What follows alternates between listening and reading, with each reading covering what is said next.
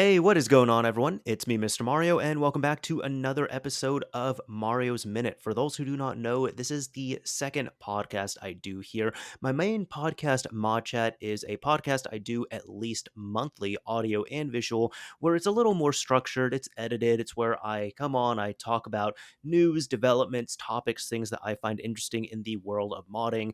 But when it comes to Mario's Minute, this is here a second podcast I do where I come on at least, well, really just once a month at this point. Sometimes I have a guest on, sometimes I don't. I like to alternate between month to month. For the most part, I've done pretty well about that. I know there's been a few times I've flubbed here and there, but either way, it's a lot more laid back. There's going to be less editing overall. There's less stuff going on, and it's more just I come on here and I talk about whatever the hell I want to. It could be related to gaming, it could just be other life stuff that's going on. So if you want to check out more of Mario's Minute, you can check it out in a couple form factors. First of all, it is available in a video visual form in a few places. It's of course available on the Mr. Mario 2011 YouTube channel, and there are a couple new channels now over at Odyssey and Rumble. So if you're wanting to check it out on some alternative platforms, you can go over there, look up Mr. Mario 2011, find the channel, and you should be able to find the channel as well as Mario's Minute and all that other fun stuff. And since this is a podcast, you can listen to it in a audio only form like an actual podcast. Simply look up Mario's Minute in your favorite podcasting app, host, or platform or provider, and you should hopefully be able to find it. I know it's not available on all of them, but it's available on most of them. Now, I did say that typically I try to switch off every other month with having a guest and going solo, and this month here, I did end up getting a guest. And if you are in the modding community, especially just on wikis, Reddits, forums, any of those other places, this might be a familiar, I guess not face, but a familiar name that you're seeing here. So, to my guest, as I always ask to anyone, who the hell are you? Hey, I'm Derf. I run consolemods.org, the Retro Gaming Network on Reddit, and most recently, I'm the new co-owner of the PlayStation Dev Wikis. Well, thank you for coming on, Derf. It's much appreciated. Hey, glad to be here. Been a Yeah. long time fan, so it's Oh, well, awesome thank to you. hop on. So Yeah, because we've known each other for I don't know how we initially got acquainted, but I know we've known each other for a while. yeah, I looked back on your YouTube. It looked like the first video of yours that I had watched was like 10 years ago now. So Oh I my mean, god. yeah, Okay. like it was like your early 360 videos. Oh So yeah. I've known of you for a while, but probably not since 2016 that like I started to get known with the Reddit wikis and all that. So Okay. And then probably around there was when we made contact and all, because I'd seen your name around and stuff, and I know you knew your stuff, you were a familiar face. I think we just like followed each other on Twitter, started talking that way or something. oh yeah, yeah. I mean we've definitely asked each other for things back and forth, or just favors and whatever in DMs on Reddit or Discord. Absolutely. So Absolutely. Yeah, we figured things out. Yeah. So I guess yeah, how's everything been going with all the wiki stuff? You said, I mean, you've handled the Reddits with like all the retro modding and stuff, and now you're handling several wikis now. Like, how yeah, is all that going? it's not gonna lie, a little overwhelming, but yeah, I mean, I started off with running 3 wikis on Reddit and moderating a ungodly amount of console-based subreddits, and yeah, I finally decided I had enough of Reddit and their antics of the admins there kind of changing things up. So I went with consolemods.org and moved everything there, and then recently was approached by Troy, Duffy Boy, if anybody knows him from the PlayStation scenes, and he basically said, "Hey, you look like a guy who could run these dev wikis. I'm out, so here you go." And it was basically like gaining 8 more wikis just overnight, basically. So yeah, me and Crunch Bite have been running them, and it's been a blast. I definitely couldn't have done it without him. But yeah, we're definitely polishing things up, changing things, hopefully for the better, for everyone involved, both readers and people who edit the wikis. So, um, yeah, it's going great. For sure. That's awesome. Yeah, because I knew you, and I know this development has been pretty new with like the more recent PlayStation wikis.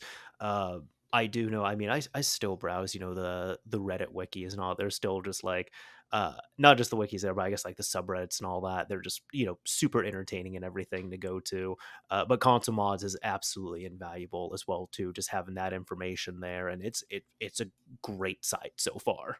Yeah, that's kind of ideally any good positive information generated on Reddit, or I run a few discords. The goal is to get any good information that's kind of funneled to console mods, or if it's developer focused, the dev wikis. So That's fair. Yeah, because that's I mean, you might be able to attest this then, but that's the problem I've seen where you said you manage a few Discord servers and such, and I guess that's something that I really don't like. Not just about like console modding, but just with it seems like everything technical in general.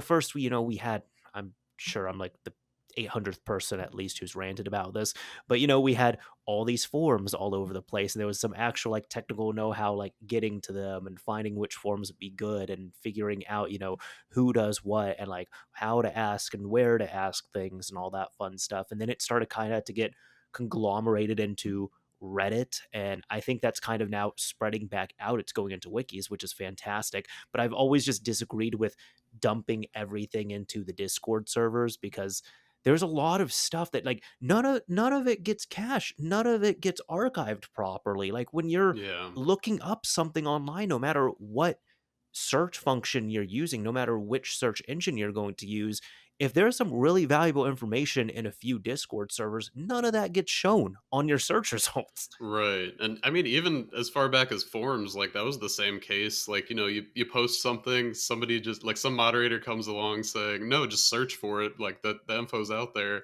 closing thread. And then you go search for it, you can't find it, kind of thing. So I think it seems to be kind of like the circle of life. And that's like everything's kind of just ending up back up on wikis, or like GitHub wikis too. I've seen kind of crop up a lot more recently. So Yeah, I've been seeing that because there's also I mean you can have your own like GitHub sites now as well to where I see a lot of people yeah. doing that with like GitHub IO. So that's really Hmm. cool to see overall. Yeah, I'd love to see it, that it's actually people are realizing, hey, Discord's not permanent, kind of Mhm. thing. That's Yep. Yeah, yeah, it's what was the issue I was running into? Like most recently there was like, some mods and stuff that I was trying to mess around with, install and all that. And it was just so frustrating because I think one of them, uh I'm one of those people I don't want to join a whole bunch of Discord servers. So I know one of them, it was pretty much, hey, in order to get the download link, in order to figure this out, you have to join this Discord server. And I'm like, man, oh I don't want to join a damn Discord server. yeah, So apparently, like several people had uploaded videos and they just put the link to it. And I said, cool, I can just download the file, figure it out, we're done. Actually ran into several issues installing it. So I ended up finding, a workaround and everything because like one person referenced something and then I gave that a shot and I said, cool, this is great. All of that, of course, none of it is archived properly. Even me talking about it vaguely on this podcast is not going to get archived properly. But yeah. then there was another mod that I was messing around with where it was the same thing. It said, hey, was looking for the download link, could not find the download link. Final thing was, okay, go to the Discord server. So I said, damn it, fine, I'll join. I joined. You go to the download section. It has a link to their website with the downloads. You click it. The website is not up and running. God. And the person running it said, hey, we're going to be changing up some things on the website. Don't worry about it. It should be ready by tomorrow. That was like 3 weeks ago. Ugh. And I'm just God. there like, damn it, I want to do this now is the problem. And I Yeah. think I sat on it for like a day. And then when I had, some more brain functionality going, I went back to it the next day, went into the Discord server. Of course, someone drops like a media fire link to all the files that you need to download. I'm like, cool, I'll go in there. And this link, it's not anywhere public facing. It's not on any wiki. It's not any video. It's not on. I mean, I didn't search on Twitter, but it's not there either. I think it would have been because Twitter gets archived and all that as well too. Um, Hmm. but then I For had to now. go. For for now, now. yeah. You're oh my god, that's a whole other thing, yeah, but, Yeah. no, so then I was looking this up, end up finding the MediaFire links, clicked them, was able to download it, install it after that, boom, awesome, but I'm like, I just hate this thing so much of going into servers. I I'm kind of an introvert by nature. I don't want to be joining a whole bunch of places where it's like I'm not even going to contribute in these areas. I think I'm already in too many servers as it is right now. There's a lot I need to back out of, but I joined some just in case of a thing. But I just hate how everything's going there. Yeah, you're basically just like kicking down the door and like demanding a download link when you join. So Yeah, it's you're kind of lucky if like it's even a valid Discord link, because a lot of people post like ones that last for a week or something, and then that's true as well too. That's something I didn't even think of. But yeah, I ran yeah. into that where there'd be people who they'd put up a link to one of these servers, and then there's a bunch of comments saying, "Yeah, the invite's expired. I can't join." God, yeah, that's I mean, if it's not on archive.org or like on a wiki type website, then it's not safe, I think. Like Hmm. even old forums, like we've had so many sites go down, like for instance in the scene PS3 hacks, or like assembler games or something. Like we've had a lot of sites Yeah, die that man. just had a shit ton of information, downloads, all that, and it's just gone overnight basically. And hope archive.org captured some of it, but Well, oftentimes it doesn't. well, even then, the problem is, it's like you go into archive.org and you download, let's say, the entire assembler games repository. Cool, we get what was backed up on there. First of all, not everything was scraped, not everything was backed up. Then it's like you're downloading this giant zip file, you're extracting it, and then you're going through all these local web pages essentially, and it is a broken experience trying to navigate that all locally. Yeah, and like good luck searching for something if you don't know Hmm. exactly where whatever you're trying to find is, then it's yeah, it's Exactly. awful. Yeah, I'm not even, like, trying to poo-poo that effort by any means, like, hey, Oh no, like, yeah. yeah, I know when, that and I also know, that the Team Executor forum as well too, like, there was just so much information on those that was absolutely invaluable, so it's cool that it's, scraped and hopefully available and hopefully archived, but then actually accessing it, that's where the issues come into play. And I know there's been I don't know if you were a part of this 100%, but I know like Xbox scene, for example, there was like multiple, like two or three like web rip sources essentially that were kind of Hmm. put together and put up in public facing, which is cool. There's still even some things broken with that, but it's much, much Yeah. better than going through your own local download. Because I've tried to do that before as well too, and I know that was a huge task to get that up and running.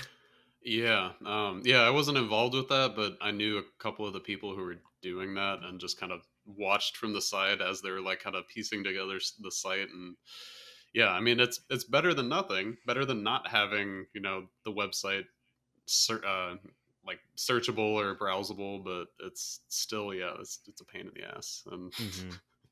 I mean, a lot of the I had made like a couple of history pages on console mods for the Xbox and 360, Man, and I love browsing those history pages, by the way. yeah, those I've were I've all read through them just several times.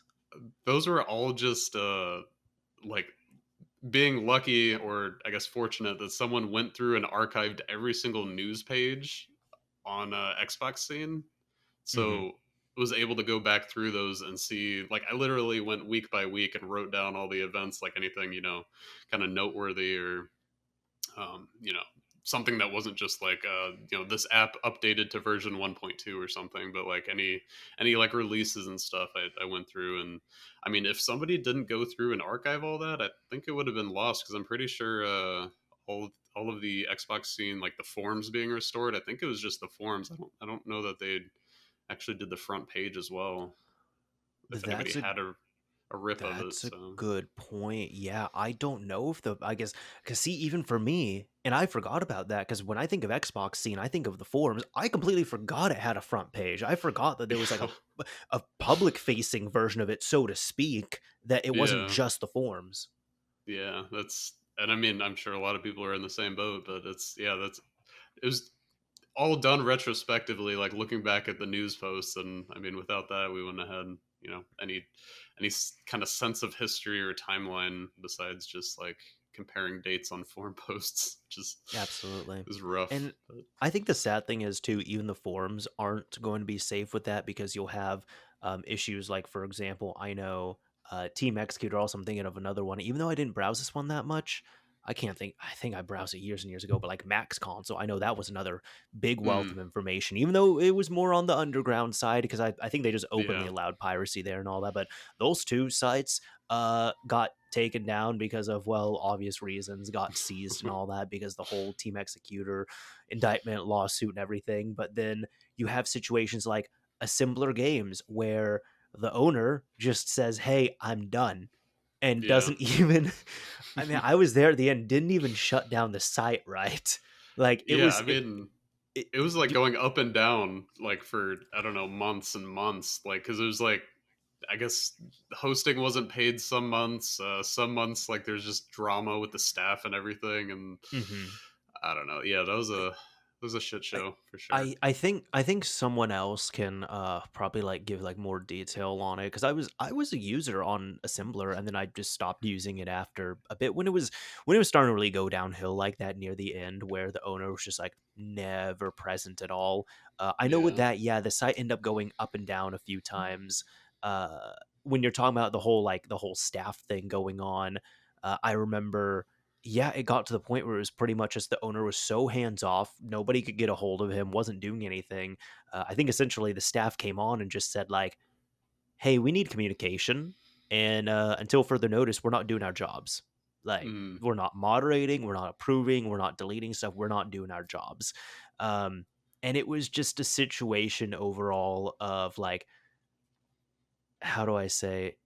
I'm trying to be respectful here as well too, but like he came on, he tried to listen to everyone, and then he kind of gave, I've been using this term so many damn times, and I'm sorry for anybody who is not familiar with this character, or maybe it's better, but it's like he he pretty much did the dark side Phil thing where he was like, okay, I'm willing to listen to feedback. And then staff started giving him valid feedback, and he pretty much said, "Yeah, I'm not doing all of that. I'm right and you're wrong. Like, y'all are staff, y'all need to do your jobs. Like, that's impossible. I'm not going to do that. I'm not going to make these changes. Like, I'm the owner of this website. I know what's best. I think it's ridiculous that you're recommending these things." And I think Ugh. by the end, he pretty much said, because he made some final posts, and it was essentially, yeah, I don't like doing the site anymore. I don't enjoy coming on here, and I understand that. And he said, I don't enjoy coming on here. I don't like to. It seems like nobody likes me anymore, and this site is just causing me, I have to pay for it, and it's causing me more issues than it's worth. So this is it.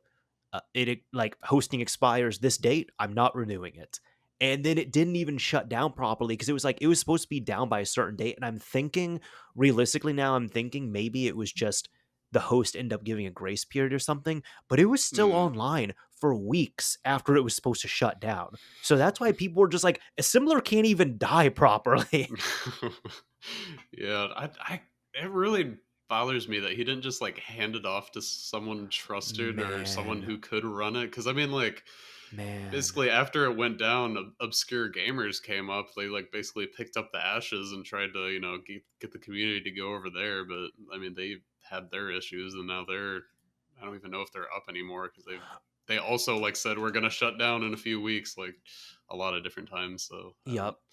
So from what I'm seeing, so I actually, because I talked with a friend about this here. Yeah, I know Obscure ended up having its oh, actually, wow. All right. So I'm looking at this now. Oh, no, no, no, that was later. Okay, so at the end of last year, that was it. It ended up going into read only mode. So the site Oh, is still up, and you can at least go onto the site and access it, and it mostly works. But yeah, it's disappointing that it's just like when it comes to archiving and preservation like that, there's no, I can't think of like a good form like that anymore. Like Obscure was the next best thing, and it kind of picked up a lot of the assembler slack. And then I know there was some drama and some instability there as well too, unfortunately. Um, yeah. and I mean that respectfully. I think they could even admit that there's drama going on because like I knew the owner there. I was cool with him. He did good stuff, but I just also know there was a lot of like deals that were falling through, a lot of drama with things, and I get it. Like running that's Yeah. important, but um To your point, that's right. That was one thing that kinda gave me grief with Assembler. It wasn't even that no one was taking up the mantle. I remember at the time you had a lot because Assembler himself, he was pretty well respected within the scene Hmm. for archiving and digital preservation and all that. He had a lot of, loyal people who that's why, if he had to do a fundraiser to rescue some things, to save the site, whatever it was, people paid, Yeah. until that goodwill was established. Well, it was extinguished, excuse me. But when it came down to it all, I remember there were many people, like many people, good people, trusted people who were saying, uh, let us know what we need to do. Like, we're willing Hmm. to take the site off your hands. Well, do you want us to buy it from you? Do you want to just change, like, give us the keys to it? Like, what do you want to do? And no, and instead he pretty much just like literally just went down with the ship with that. He said, "Hey, Yeah. I'm signing out. This is when the hosting expires. I'm done." Yeah. I guess it's kind of one of those I brought you into the world and I'm taking you out kind of thing. Like just, I just think that's how it is too, because I mean, it was quite literally the guy's username on there was assembler and yeah. assembler games. So I guess it was kind of, I feel like it was probably a pride. I'm not trying to excuse it, but I feel like it was a pride or ego thing of like, well, I'm assembler. Why would I hand this off to someone else? Yeah. Yeah. And I don't know that it's been completely like replaced. Like I can't think of Mm, like, console modding or electronics modding form that has the same vibe kind of thing. Like I guess the yeah. shmups form attracted a lot of like the CRT folks and Mhm.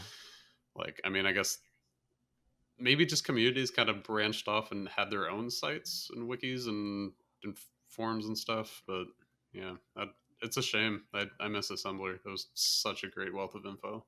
I do. I think that was the last forum I actually really got into. Well, no, there's that. I hang out at PSX Place a lot. I do more lurking Mm, though, so like absolutely love that site. But um, yeah, no, I think aside from PSX Place, like modern day, the last thing I really got into was Assembler and just like met some good people there. And I think the other thing is too, man, it was around for so long that it was an established name. Like people yeah. knew of it, even though a lot of people got it wrong. I heard many people say Xbox assemblers. Huh.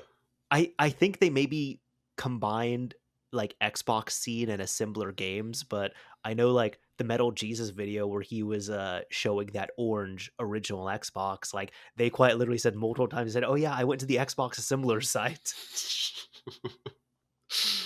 Huh, that's interesting. I don't know that I heard that one before, but that's funny. I did hear it a few times, and I just hate that there's this ironic approach to it too of it was all about preservation and preserving games and the history of it, and it all just quite literally went up in smoke. Yeah, that's that is pretty ironic. That's awful.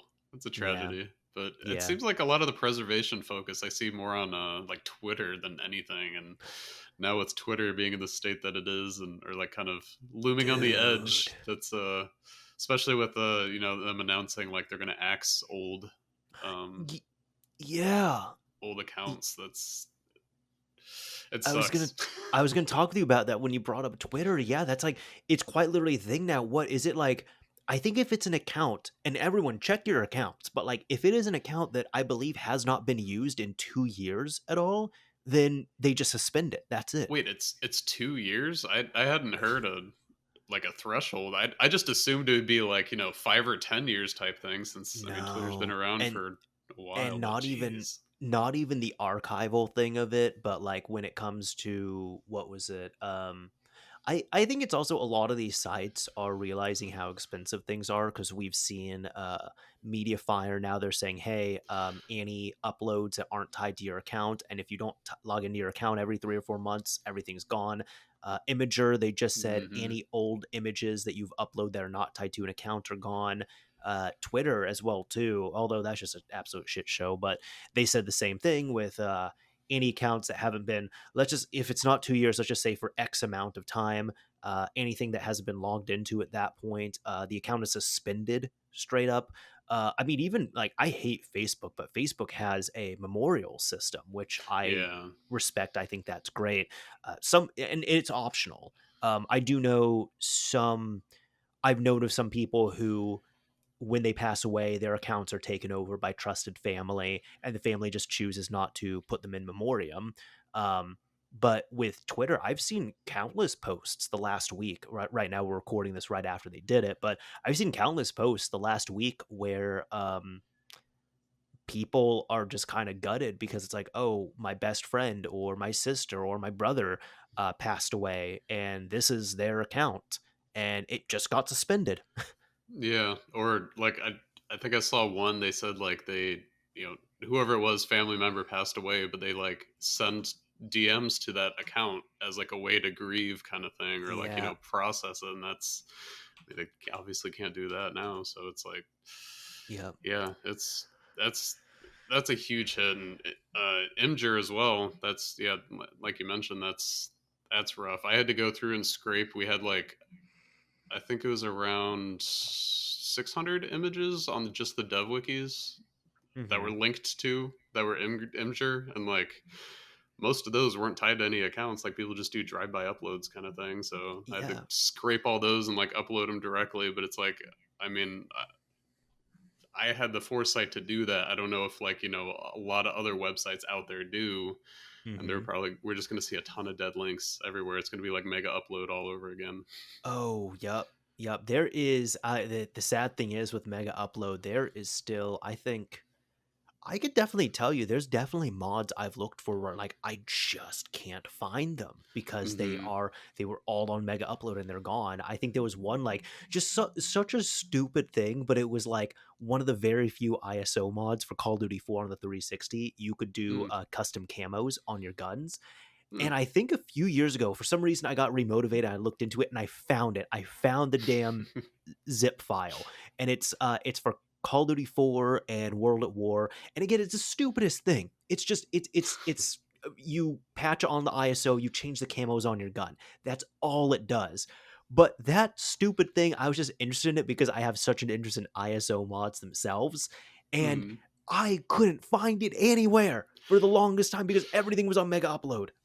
Yeah, and I don't know if you're the same way, but when I can't find something like that, it just makes me want it more, and then I'm Oh like yeah. looking harder and harder, and like, yeah, I didn't know Call of Duty 4 had ISO mods. I know World at War had it for like War zombies and everything, but Yep, yep. World of War did the zombies thing quite a bit.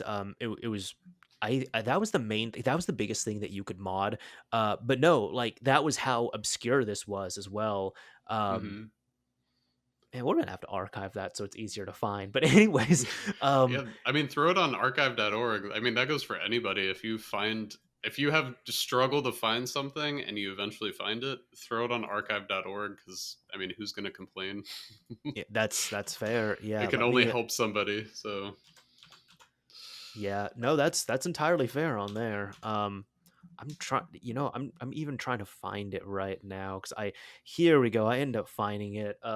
Even just like before I forget, I'm literally gonna send it to you right now. So it's like someone else has it. But yeah, it's those little things. It's yeah, I think well, I guess I found it back in 2014. Is looking at this now. Um, but either way, what was the thing I was running into with it? Yeah, like that was again, it's the most stupid thing. It's useless. It's gun camos. You could customize some of the camos, and they don't even really look all that cool. And that's it. And it's just to yourself. It doesn't mess with anything like server side. It doesn't mess with anything on other clients, so no one else can even see it. hmm But yeah, that was like pretty much for Xbox 360. Like to my knowledge, the only like ISO mod that you could do for Call of Duty 4. yeah, interesting. Yeah, I'm not surprised because I hadn't heard of any other ones, and I did a lot of that on 5. So that's. Mhm. Oh, well, you could go crazy with the zombies on there. I'm even hmm looking at it for anyone interested. These are the camos that you could do on Call of Duty 4. You could do a rainbow AK-47, a rainbow AK-47U, and a rainbow M40A3. There you go. Those are like the three mods I know that you can do on the ISO itself on Call of Duty 4. Man, man, Yeah. that takes me back though. Those old mods. I mean, that was probably the first kind of modding I was into was ISO and the just like USB mods, like Mhm. because 360 that was like you could do so easily and like oh, it was good times. Yep. Yep, there was, the USB mods, I didn't really do all that much because I was like, I'm not trying to get, like, banned and all of that, but it was, definitely when I got a flash DVD drive, on my system, then I started looking to, like, the world of mods with ISO directly, and it's like it's quite literally because you remember how it is, like, it has to be the exact same file size, like, to the byte because you are injecting it right in there, so Hmm. some games had some pretty cool stuff, probably, like, um I know Modern Warfare 2 no, yeah, Modern Warfare 2 had some ISO stuff that you could do, but it was more for Spec Ops. Uh, Mm. Call of Duty World at War was definitely, like, the most proficient one. There were some other games where you could do, just, like, no clip and some other things like that. Uh, Yeah, but those were Halo fun was to mess with. Halo is mainly what I messed with, and you could like add objects, or like replace objects in your map with stuff you shouldn't have, like giant invisible grav lifts and stuff. Or uh, there's armor color. There's just like very white. They called it ultra white. That you could. It was the only color you could mod to, and like you would just Okay. be whiter armor than everybody else, and like you could actually see it in the lobby, like the behind your name. On Halo 3, it was just like very bright white, like you couldn't even read the text on your name. And or on Reach, it was like invisible, so your background, like behind your name, was just see through. It was pretty sweet. Or you Interesting. could, Was that a USB mod or was that yeah, ISO? no, it was a USB. It was That makes sense. yeah, your profile. I think it was just like a Yep. flag in there for what armor color you have, so you just change that value. But it was funny because you could also do your basically clan tag or service tag, whatever they called it, above your Yeah. head. You could change it to. I mean, it's a limit of 4 characters or 3 characters, but you could change it to the Bungie logo. And so it would have the Bungie logo above your head, and I got banned for that one. Oh, I am not surprised because those it's funny because, like, people even thought I remember, like, a lot of the profile modding opened up quite a bit on the retail side of 360 when they enabled, USB drive support on Hmm. there. Do you remember people doing, like, the crazy hair colors and crazy skin colors to their avatar and all that? Oh yeah, yeah. They Uh, did not take lightly to that for some reason, like that specifically.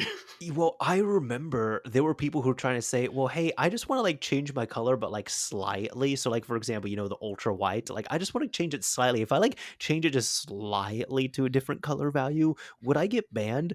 And people are like, "No, it doesn't matter how it looks. It's a unnatural value that you can't Yeah, trigger on the system itself. It's really easy to check for these value changes in sweeps. It's really easy." yeah.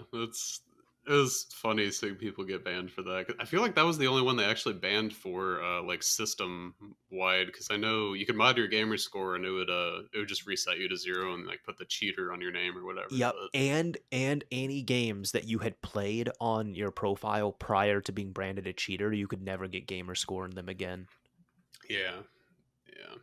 Yep. But yeah, the that one I that one, it wasn't the ultra white color on Reach that I got banned for. Is just putting Bungie, and like I had heard a rumor like a week before they actually banned everybody that they were going to start banning for it. So like I warned people on forums, and they're like, "I don't believe you. I'm going to do it anyways." And then like some people held off. And, they did a ban wave, and a few people thanked me afterwards. I'm like, I saved somebody, not myself, but. That's great. I remember, I guess just back see, it feels like the both of us, we kinda come from, like, a little bit of that old school mentality then, when it's like, I'm of the belief, and I still carry it to this day, like, whenever and no matter what the mod is, even if it's like some of the older, like the PS3 or or like the Vita, like I'll acknowledge they're really not banning for things on the Vita. I think Mhm. you'd have to really go out of your way to get banned on the Vita at this point.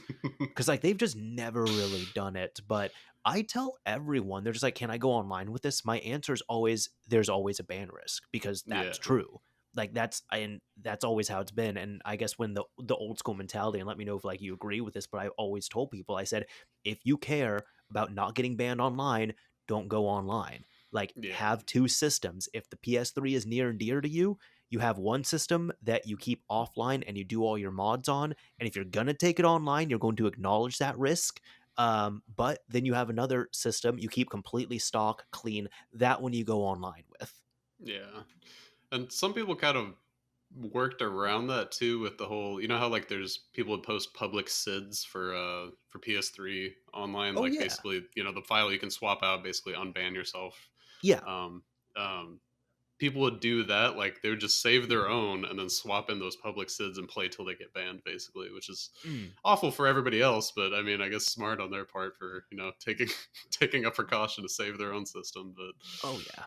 But yeah, I never I think modding's great unless you actually are affecting other people's, you know, gameplay negatively online. Mhm. Like, Yeah, and then even when it comes to it, I like taking because there's been a few times I've taken mods online, and even the times I've done it, I've kept it private. Like I've done like private session with friends, yeah. not doing anything super crazy, and we understand no risks involved and all that. So, I was never, man, I was never the person who went into like never did this. I never went into like Call of Duty like publicly and started lobbies and was doing all that, was like messing with other players and using my mods and all that stuff. For a Mm, while, I didn't play Call of Duty online because of that, just because I didn't want my rank reset. When there was just, yeah. I just never liked the malicious stuff where it's like, for anyone who doesn't know, it was like the Call of Duty games, uh you could make it so because there's these challenge lobbies, of course, where literally you kill someone, you get so much XP that you can hit prestige. But people started doing the negative XP lobbies where it was literally you jump into one and you either kill someone or you get killed, and it gives you like negative 5 million XP. So of course you freak out, you back out of the game, and then that registers to your account and it sets you to a -1. And the problem is with the way those Call of Duty games were set up, the only way you could play any public games was if you were at least level 1. So then for a while, like I know now these days, you have to either mod yourself or you have to find someone who has a modded system who will then essentially cheat your rank to get you to play again, which is ridiculous. I don't know if Mm. you heard about this. For a while, Activision actually had a reset service on their site. I think it was for Call Oh, of Duty 4. Oh, you haven't heard about this? no, I didn't know that. So it was quite literally for years, and I'm disappointed that they disabled this, but for several years, and it was kind of hidden because they didn't want everyone taking advantage of it. But it was they didn't issue a patch to fix up these issues. But what they did was on their site, you could go there and they essentially said, hey, if you were a victim of being deranked, if you have like Call of Duty 4, World at War, I think maybe Modern Warfare 2. It was the older Call of Duties, those ones for sure. They said, "Hey, sign in here to your account. You're going to have to agree to like 50 different things because we want you to understand what you're doing. But if you follow these steps on your account, we will completely reset your account and send you back to a level 1." That's cool. I never heard of that. I mean, I was definitely there when they were doing the D rankings and everything, like when all that was going on, but I had no idea they had a reset service. That's really cool of them. Yeah, yeah, it was. Well, I guess that was when Activision was a little bit better than they are now, but I don't remember. I want to say by maybe 2016, 2017, they disabled that, maybe 2018. Hmm. But it was there for several years out of, necessity. Because also, I understand they don't want people modding on their game to begin with. But then if someone Hmm. gets impacted negatively by modding, they don't want them to mod their game to fix it. Yeah. So I was like, Yeah. why did y'all disable this? Like now now there's only one option to fix your account. You have to get your account modded. Yeah. But I do miss those days from all of the fun mods though, like infections, like lobbies being spread into matchmaking. Like for instance, it was like every week it was something different. You log on and suddenly there's no friction on the like when you're running, so you're just hmm like sliding everywhere, or like you just move at like 5 times the normal speed, like when you sprint, or just that was so fun. It was just like every week was just a new hack that eventually got patched, and then I don't know if you ever played the that I don't know if it was a hidden game type or one added, but global thermonuclear war. I did not know. What is that? It was Modern Warfare 2. It was a modded game type, so like you know you could do like a private match, or I think you could spread it into matchmaking. But it would drop a care package in the middle of the map with a nuke in it, and and it takes like a minute of holding X to actually get it like out of the care package. So the whole game is you're fighting the other team to try and capture the nuke, and then it ends the game. And That it was sounds so fun. yeah, it was awesome. It was amazing. I don't know if it was a cut game type or what, because it was like really well done. But yeah, it was Modern Warfare 2. That was like modded in, and it was like mind blowing to me at the time that like you can add online capabilities like that, like a whole new game type. Like what? That's awesome. That's when But everybody wanted a JTAG. yes, exactly. And I'm pretty sure I got one like very soon after that. Because That's awesome. my friend had got one. I like tagged along with him for all the goofy shenanigans. I was kind of honestly, I was about kind of out of gaming at that point. There was just like it was a couple years I was really just not really into gaming. I was cognizant of it, but I wasn't really playing that much. Like I'll tell you, man, I stopped playing Modern Warfare 2 so early on. I stopped playing before it got modded. Oh, really? Yeah, that. Yeah, that was I stopped playing like 3 weeks in. If you remember those first like the first month it came out, it was fine. There was not really Hmm. much glitching, there was no mods, like nothing. It was clean. Hmm. Yeah, that didn't last very long. Yep, yep. That's when I But tell people they're just like, "Wait, so you stopped playing like immediately?" I'm like, "Yeah, yeah." yeah, I played Modern Warfare 2 for a good amount. That was probably the Call of Duty I played the most, and yeah, those infection lobbies, or just all the modding going on in matchmaking. As long as they weren't being a dick and just like flying around killing you instantly, then it was Yeah. pretty fun. I, Yeah, it seems like a lot of people liked it for the most part, and then until it started getting malicious, but I think it was I had a talk with someone about this, like, a year or 2 ago, like, Modern Warfare 2 changed a whole lot of gaming just because, like, it really put like it pushed it into the mainstream to the point where quite literally everyone was doing it, everyone was playing it, everyone was playing mm-hmm. this game. Even that one, I love the commercial. There's y'all can look it up. Modern Warfare 2, everybody's doing it. It is a hilarious commercial. You know what I'm talking about. Do you know what I'm Yeah, talking about? yeah, Okay, that's. like I have that thing memorized, I swear. But uh, it's hilarious. Like, please, if y'all have not seen it, if you're listening, you need to just pause and watch that real quick. Just take a minute to watch that. But that was literally how it was. Not with all the sexual innuendos, but it was literally everyone was knew about this game. Everyone played it, and with the amount of coverage it was getting, I remember at that time I was like, okay, this is big. This is like bigger than any other thing I've seen. Cause like there's several big games I remember releasing, like Warcraft 3. That was big, but it was big for gamers. Like Halo 2, Halo 3, Call of Duty 4, all big releases, but they were big for gamers. But it was like Modern Warfare 2 just popped that ceiling. Yeah, I wonder if that was like the first like massive cross-plat game, because I mean Halos were on Xbox only, Mhm. and I mean sort of PC for Halo 2, but yeah, I mean the Modern Warfare 2 was, I guess, Modern Warfare 1 as well, but were cross-plat plus PC, and just Well, they were everybody was playing it no matter what team you're on, kind of thing. no, they were multi-platform, but they weren't cross-platform. Like you couldn't play Sorry, yeah, together. multi-plat, not cross-plat. Yeah, you're right. Yeah. Yeah, it was definitely a big thing, and it was like I've had this discussion with a few people before, like several times, and I love talking about it. But it was a few years later that's when like gaming and nerdism and all that became like a lot more acceptable. But like I've Hmm. told people, I said like at least in my eyes, in my opinion, and I'm not sure if you agree or disagree, but like for me, I saw the tide shift when Modern Warfare 2 dropped. Yeah, yeah. There's, I think my you know touchstone is on that is if your mom knows what the game's called, like like knows Yep. what Call of Duty is, or Grand Theft Auto, like that's the game that everybody's mom knew is Grand Theft Auto, steer your kids away from it, kind of They thing. If it's yeah. that mainstream, that game's made it, Mhm. I think though the nice thing was even though they're both M-rated games, a lot of people like a lot of parents were terrified of Grand Theft Auto because like, oh god, it's gonna be such a bad influence on my kids. But Modern Hmm. Warfare 2 was different because it's like, oh, it's just a war game, you're just shooting people. That's fine. Yeah. Yeah. Yeah. Yeah, Grandpa, who fought in the war, he loved that game, right? I guess Yeah, that was that the logic of it. you're right. That is like kind of weird that was kind of it's. looked looked upon better. I guess that's kind of like, violence in movies too is kind of like the same thing. Like nobody Mhm. cares if people are getting shot in movies, but Yeah. Well, that was the big thing too. I think that was the big controversial thing at the time was for that game was the no Russian mission where because there was yeah. all this hype around it and when you boot up the game they give you all these warnings and stuff. And so unfortunately, so disappointing. That game does not have online co-op like through the campaign. But at the time what one of my best friends and I did was we just pretty much bootlegged it.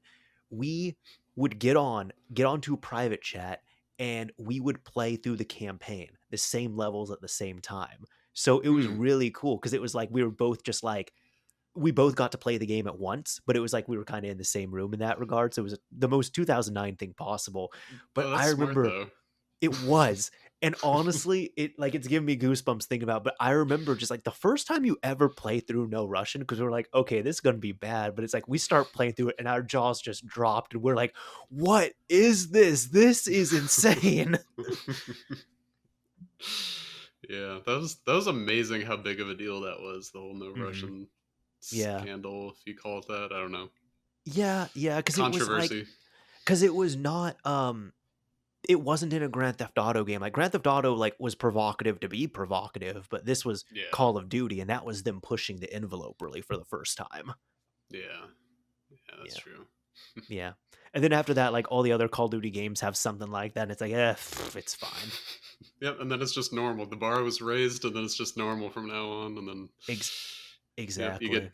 you get Doom with like ultra violence, stomping people's heads in, and all that. Nobody blinks an eye. Yeah. I feel like though with some games like that, it's like the context involved and just how over the top stuff is. Like I said, with Call of Duty, like you have this game where you are doing dual shotguns and it's like okay that's just so unrealistic, that's silly, yeah that's fine, my 8-year-old can play it. Or like Doom, it's like, okay, this is just like so over the top. Yeah, sure, anyone can play it. You could even argue that that is okay because, like, you as a player are killing and mashing demons, and demons are not good. Demons are bad. Yeah. So technically, you're doing a good thing. So you're teaching your kids something right.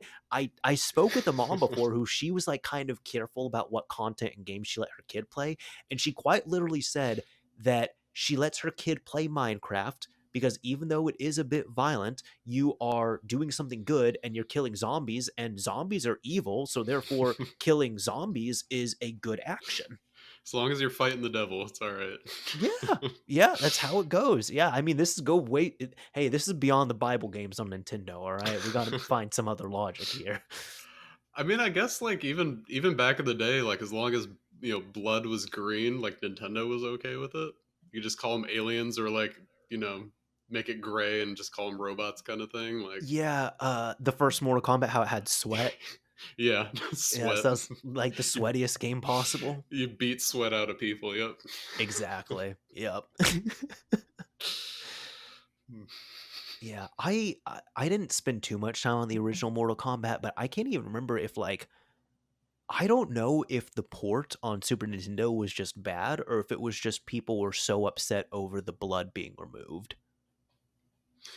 Yeah, I don't know. I never really was into fighters as a kid, so I never had That's played it fair. back then. Only just in like arcades for like a tiny bit. I got you. But They're I yeah, mean, they're good, they're tricky, they're good, but, and that was before my time, unfortunately. I had to, like, go back and, retrace my steps and all that with going yeah. through the retro stuff there, but I know, I've heard stories at least where like there was one person who said they were calling around game shops trying to figure out like what to do with the original Mortal Kombat on Genesis because it was at least behind a cheat. And he quite literally Hmm. said him and his friend, they were young, they were playing it, and when they figured out the abracadabra cheat, they were up all night playing that game. Like blood was very important back then. Oh yeah. If your games weren't violent, that's lame. What's the point? Exactly. Yeah. Because you have to have because that was also when like video games like the kiddie thing, so you got to have something. Hey, we got to have something a little mature here, like some blood is fine. Yeah, yeah. Do you still go back? Like, you play a lot of retro games. Like, I know you're into like Saturn, but I don't know if you really go much farther back than that. Yeah, yeah. So it's I'm trying to think of like the last retro thing I was playing. I think it was Zombies Ate My Neighbors. So Oh, that was nice. the yeah, because for me, I guess although, like, I guess my retro sweet spot, in all honesty, well, I guess we're coming up on it now, dude. I've just been saying like GameCube, Xbox, PS2, those are retro. Like 360, PS3, Wii, those are going to be retro very soon. No, I, don't say that. I I know hey man, X Xbox 360 is going to be 20 years old in 2 years. I just thought I about that today, and it I kills me. know, I know. I 2.5, 2.5. But yeah, it's getting to me. I'm of the opinion 20 years is about the sweet spot. That's when it becomes retro because that's when people are getting a little more nostalgic. But Yeah. uh, no, I think for me, really, my sweet spot is about that generation. So like the Saturn, it's fun to like go back and mess around with. Like I didn't even know about the system like most other people. Hmm. Um, Although my retro Findy definitely sits with PS1. Like that little like gunmetal rectangle just makes me so happy. Yeah. Nice. Yeah, I Yeah. think What about you? Where's your I guess retro niche? I mean, I kind of just get into everything. It seems like every new game generation that comes out, I go one further back. Okay. So, That's um, nothing wrong with that. yeah, like recently picked up like an Intellivision and an Odyssey 2, which like I mean I'm sure a lot of people listening don't even know what those systems are because I didn't know what they were until more recently. So it's, but yeah, I mean I would say my like the favorite generation I guess would be like the Super Nintendo Genesis. Either of those, I never had any systems like growing up. I was always on PC. Sure. So like the first system I actually bought was the Xbox 360. So like up until that point I was always playing at family or friends houses. So Hmm. um but yeah, no, I mean I just I love going back and like deep diving into old games. I mean I was playing Mega Man 2 on the NES yesterday. So That's um awesome. but I Yeah, mean it's I've yeah. always got stupid projects for old consoles in the works. I get that. Yeah, getting them. I love seeing how much you can shine. Just like pull out them when you modify them and like do run them through the upscalers and do RGB and like that's what I love when I'm like, oh, this was hiding in this little box this whole time. Yeah, exactly. It's just the limitations at the time, like what TVs people had. Just yeah, Yeah. the Well, also, the limit problem is is. North America. Like North America missed the mark. All right, like what was this composite shit like that we dealt Yeah, with? Like, why did we stay there? I mean, I don't know which I'd rather have because I mean, it was either you have RGB or you have 60 frames per second or 60 hertz. Like because But otherwise, back in the day, you had 50 hertz and all your games were slower and shittier. They no, just but look better. But here's the thing, man. Then the systems over here, like in like the US and the North American territories, they had RGB capabilities and they ran at 60 hertz. So it was possible. We could have done it. Yeah, We could have done RGB at 60 hertz. And I don't know why the powers that be chose not to do it. I blame the TV manufacturers. They I guess so. they're Yeah. slacking. I mean, in all honesty, hooking up yellow, white, and red to the matching components was so easy that even like little child me knew what to do while my parents were reading the instruction manual. There's a true story behind that right there. But like this the SCART plug, I mean it wears down, it's ugly, but oh my god, it looks so beautiful. Yeah, one connector to rule them all. Because I mean, you could Yeah. run composite RGB, and I mean, they never used it back then, but component YPBPR, you can run it all over one cable, Yeah. and that's what I do for my setup. Actually, is abuse that. So Oh god. Yeah, there's only so far you can push that, but you are able to do that. yeah, yeah, it's fun. That's what I do. Like every console I get, I deep dive into what can I do for the audio, video, and like loading games off a flash cart or something, just so if Mhm.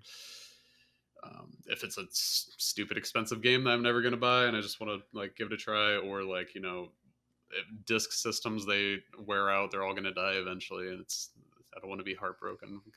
Gotta find an alternate way to load stuff. So No, that's that's what I'm doing. understandable.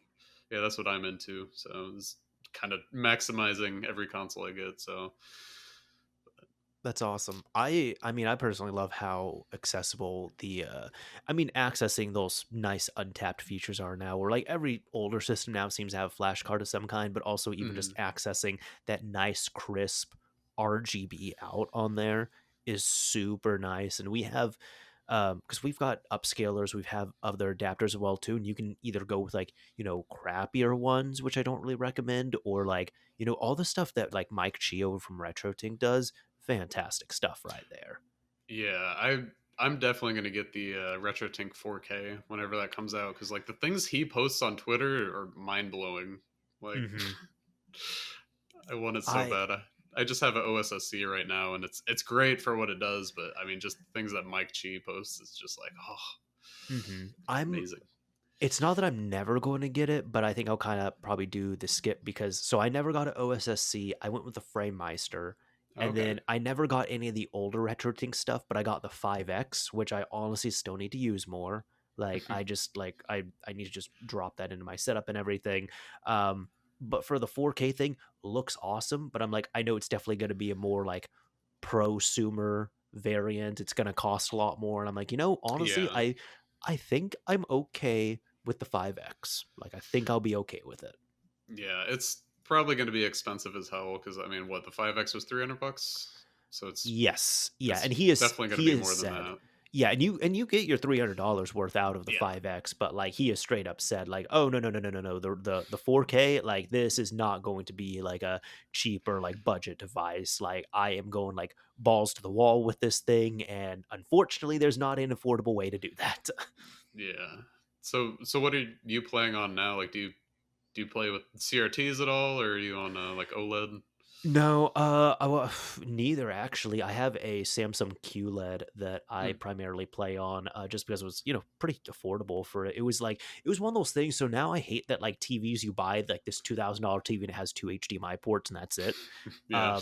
So actually, when I like bought my TV, it was like $300 less than the current year model because I got the last year's model and then I looked at Artings and it had more inputs and actually ranked better for what I was looking for Huh. versus the current year. So I was like, wait, so I'm going to pay $300 less for a better TV? Yeah, absolutely. Um, no, so I play on that. I get the appeal. I understand the CRT thing.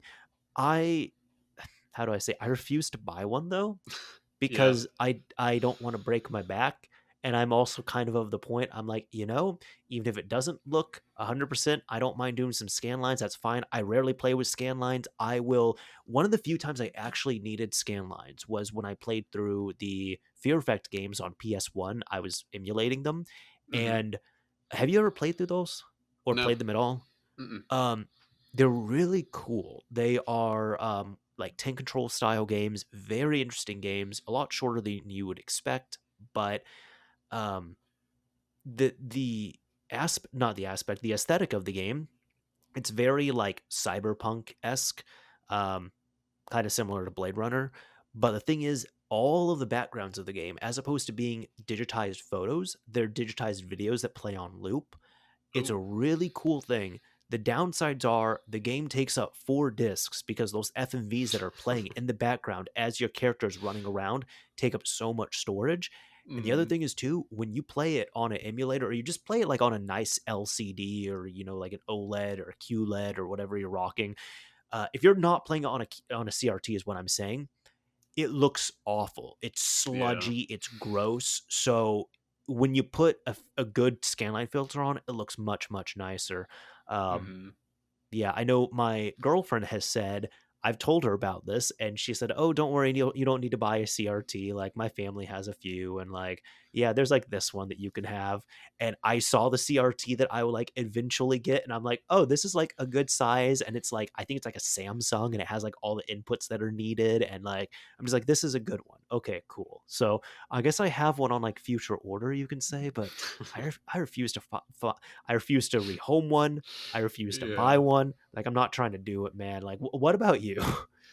I mean, I love CRTs. I'm definitely into them. Like even the far end, I have a BVM and PVM. So Wow. yeah, I got lucky with those. I mean, I did buy those, but I'm on the same boat as you. I wouldn't buy a consumer TV unless it was like $20 or something. Um, but yeah, no, there's definitely reasons that I could see for not owning a CRT. I dragged my buddy gave me a 36-inch CRT, Oh FV God. FV310 for any CRT fans out here. They know what that means if they're into CRTs. It's like Sony's top model. And but my friend just happened to have one, and he's like, "Hey, I don't want this. Here you go." And but yeah, I brought that down my basement stairs and almost died. So like Yeah. the thing's like freaking 320 pounds or something, or Jesus. was it 320 or 250, something like that. Oh, I'm But looking at it. This thing is gorgeous, though. Like, that is yeah, a banger of a TV. it's awesome. I love it, but yeah, I mean, me and my friend put it on like a bunch of moving blankets and like slowly slid it down the stairs. We tried carrying it and like almost tripped and died. And I mean, I don't think I'd be able to get it out of the basement. So it's Hmm. either I'm gonna have to live here forever, or when I move out, some other moving company's gonna have to move that. But like I definitely understand people don't have the space or heft to lift that, especially if they live like upstairs. Like I would have never been able to go upstairs with it. But Dude, I'll tell you this, man. I know people who've been like that before. There was one. Let's see. There's one person. It wasn't even the CRTs. It was, you remember those like big chunker DLPs? yeah. Yeah. It was like nobody I knew bought them or like wanted them. Not saying that they're bad by any means, but like, let's see. One of my best friends, his family got one. It was a banger of a TV until the bulb was going out. Then they replaced it, and then it was a banger again. They put it in their living room, and then they put it in the basement, and they left it there. Like when they moved, they left the TV there. I think I have another friend. That's how they got their DLP. Another person of mine, like another friend, her dad told me they were in an apartment, and he said that him and two or three other guys moved it down one flight of stairs. That was it. It was actually even like Hmm. half a flight of stairs. He said it pretty much owned them. Two of the people were bleeding, and he has said it's an apartment, so he can't just leave it there. But he said he will Hmm. never move that TV again. He needs to pay someone to do that. Yeah. But a lot of people don't want to do that. My family actually, so we didn't have a 36, but we had a 30-inch CRT, which that thing was just like, oh, that was awesome back in the day. Hmm. Then it gets outdated. We put it in our living room. When we end up moving houses, we left it in that living room. And the new owners, because they were coming from a small apartment, they didn't have anything. We actually left like a lot of stuff back, and we okayed it with them. And they're like, yeah. Leave whatever you want to, like anything, leave it there. Like we need to get a head start on this. So yeah, that's how a lot of that happened. Yeah, yeah, no, I know a lot of people do that. Or my dad, when he moved houses, he had a 36-inch Sony. That's what I grew up on, and he just threw a tarp over it and hit it with an axe and just broke the screen. Like, and I mean, those things like they implode because it's a Oh, vacuum sealed tube. But yeah, he yeah. just freaking like he just said it was like the loudest bang ever, and then he just like threw out the shards of glass and carried the No, rest up the stairs. I'm like, oh, that's so painful now thinking about it. Now that I'm into CRTs, because I know it's like a decent one, but like I know component some and people are everything. listening to this crying right But now. yeah. Um, I I saw someone, it was an online friend of me. What did he do? He sent me a video where they had a few TVs, like a few old CRTs that they were just trying to get rid of, and they did the same thing. There was one CRT, the thing that blew my mind is they took a sledgehammer to it. The sledgehammer bounced off the screen. It took two hits. They literally hit it once with a sledgehammer, it bounced. And like they Yeah. were dumbfounded, and then they hit it a second time, and then it broke. The memes just write themselves. I mean, Yeah. Yeah, like drop a LCD TV and it'll break, like drop it an inch. But yeah, take a dude, sledgehammer to a CRT. It's good. when I was younger, I accidentally dropped the CRT we had face down onto the floor. Parents were not happy, but we got it back up on there. Nothing was wrong with it. Worked just fine. Yeah, those things were great. You could dust them. You could spray Windex on them to clean them. They just Yeah. shine. Like CRTs were just indestructible. That's what Yep. I value with them. They're the Nokia phones of TVs. They really were. Yeah. But Yeah, yeah, like it's if you had to be careful for like literally you had to be careful for the floor, what was underneath it when it fell. yeah. It's funny because like more and more nowadays, you can only find the big CRTs because like all the smaller ones, people can literally pick them up and throw them out, and that's what they did. Ugh. So it's just the ones that like can't be moved as easily that you seem to find like 32 inches and above or 30 inches and above. So Hmm. at least near I me, mean, that's all I see. I've seen some really nice CRTs. I've had one person get annoyed with me because or they were not happy because I told them I saw like a Sony Trinitron and I just left it there. But I'm like, well, like I'm not trying to bring a CRT. Like I don't want a CRT like that. Like and especially when I was in an apartment at the time. But I know some people they'll power through it. So Yeah, uh they'll stack up TVs that aren't meant to be stacked up like to their ceiling. It's yeah. like terrifying. Dude, I'll give a shout out to a friend and Discord server moderator, Boom Hour. So I know recently, I think it was like the last few years, at one point in college, he had gotten he got a CRT. And the thing is, like, I can appreciate people are now like rediscovering, like they're going back and they're seeing like the lost art. So he was like, I think it's not even. It is only RF and composite. It's not even component. So he was Hmm. like hooking up his 360 to it, and it was a big thing too. It was like maybe like a 30 inch or something. But he Hmm. like hooked up his 360. He's like freaking out about taking all these pictures of it, like checking out the black levels. And I'm like, that's cool. But the only thing I disagree with was he was saying that what was going on? There was I think he was playing some 360 games on there and he was saying it actually doesn't even look that bad. And I'm like, no, I disagree because I was there. I was a type of person, dude. I didn't have an HD TV to hook up my Hmm. Port 360 to until like 2010, right? Hmm.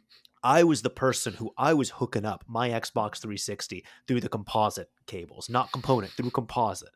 Hmm. And it was no, it was awful. Like I'd go to someone's place, I'd be playing a game in HD, I'd come home, pop it in, like play it in composite on my CRT. I'm like, this is awful, man.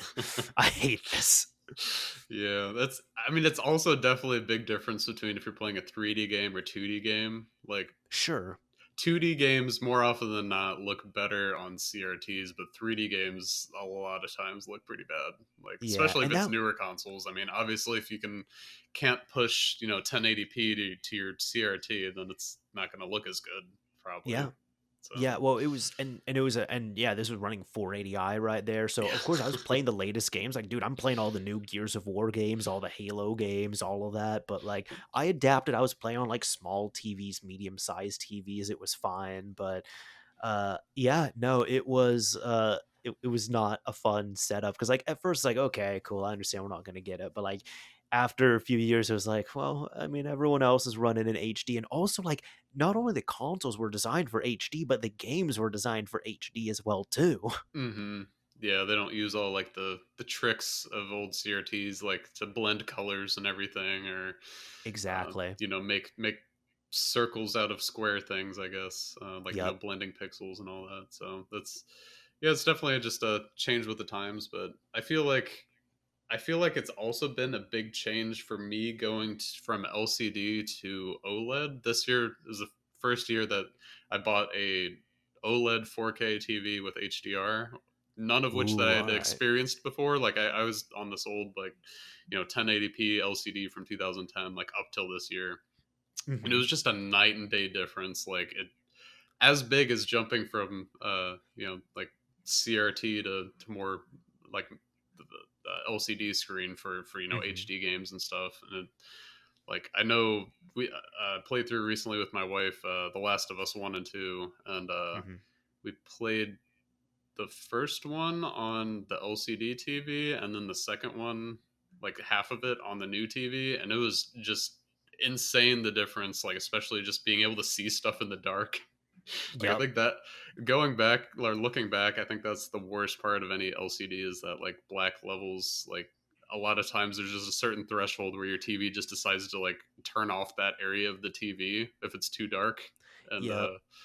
my TV was really bad with that. So I think that's kind of it's been cool seeing that like leap in technology like firsthand jumping That's to awesome. this year. So Yeah, my next TV will definitely be, have all the bells and whistles and stuff. But I'm just like, I'm okay right now. But it's great because I've had like other family members where because I had like I pretty much I went from a 55 inch to a 55 inch. I just upgraded the TV because I was Hmm. going like bigger for a bit, and then I wanted something better. And it was funny because for a while my family they were just like, yeah, I don't see the difference here with this TV.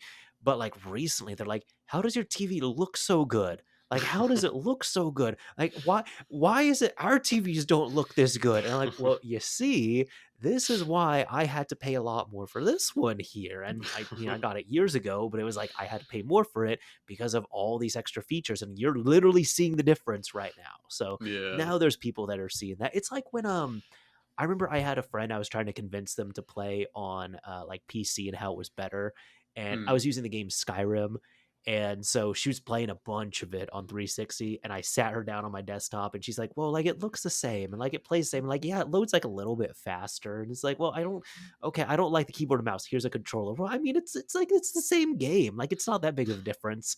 And after like 10 minutes, I'm just like, "Okay, just get out of the game. Like I'm not convincing you." A few days later, she's talking to me. She's just like, God damn it, I went home and the next day I decided to play Skyrim and I realized how bad it is. Like, like the game takes 2 minutes to load on my 360. Why did it take 10 seconds on yours? And it looks so much worse than I remember. Yeah, especially just the frame rate difference. I feel like you don't notice going to a higher frame rate, but going back to the old frame rate is rough. Mm-hmm. Like I mean, Yeah. I'm a huge Halo fan, so I played Halo 3 like forever. And then whenever MCC came out, it's 60 frames per second Halo 3. Jumping to that, didn't really notice too much of a difference. And then later going back to 360, it's like, how did I play like this? This is a slideshow, 30 That's frames per that second. but that's all we had. That was the only option. Yeah. You had Halo 3 360 and that was it. Yep. Yeah. Yeah, I Yes. think the difference I could never put a term to it. It's frame rate, but like at the time because I wasn't as educated on it, I remember because I played a lot of Call of Duty 4, and I liked when I went back to it. Actually helped me when I was playing Call of Duty. I played so much of it that when I went back to Halo 3, sometimes because the game was slower, I felt like I had a lot more time to think about what I was doing, and it made the game easier for me, both in Huh. terms of like the gameplay and also like the frame rate. The frame rate was in half. So Huh. So yeah, maybe it's just like your eyes are working half as hard, so your brains can work harder. It's just taking up system resources in your mind. I don't exactly. Yep. know. Yep. Yeah. Now when you make like another jump to frame rate, like because uh my monitors on my desktop here, they're 144 hertz, and like I don't even really game because I'm not a big PC gamer. I've just come to realize that I respect it, but I just don't play on PC that much. But when you do like high frame rate on that, like man, like Excel has never looked so fluid.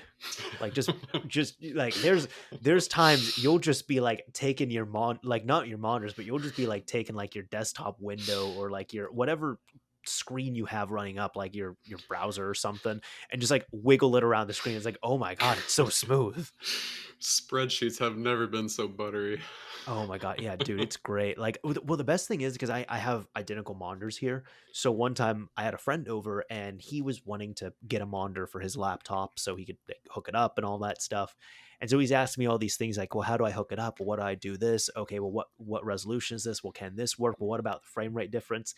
And I was like, okay, perfect. This is what we can do. So I had one monitor set to 144. I set the other one to 60, and I Hmm. just moved a window between the two and it was instant. He's just like, "Oh god, what's wrong with the other monitor?" I'm like, "That's 60 hertz." Like there's nothing wrong with it, but when you compare it to 144, like it looks disgusting. Yeah, yeah, that's definitely something you don't really understand until you actually see some sort of comparison. I feel like Yep. you know what the UFO test is for frame rate. No. Or wait, There's is it the one where you like go to a website and it just shows like these UFOs like flying through or something yeah, at like different frame yeah, rates? Yeah, okay. yeah. Seeing that for the first time made it click for me. Like see the Mhm. difference between like 144 and like the lower frame rates. I was like, oh, okay. So if that was instead of a UFO, it's someone running past in Call of Duty. That makes sense. That's It better to does. be higher frame rate. Yep, and not and I'm not even like the type of snob where because there's people they'll argue and say like the human eye cannot physically see higher than 60 hertz, and I'm like, okay, like here's the thing, like that could be true. Do I think it's going to be accurate? Like, am I going to be counting every single frame? No, but I can tell a difference between 30 and 60 easily.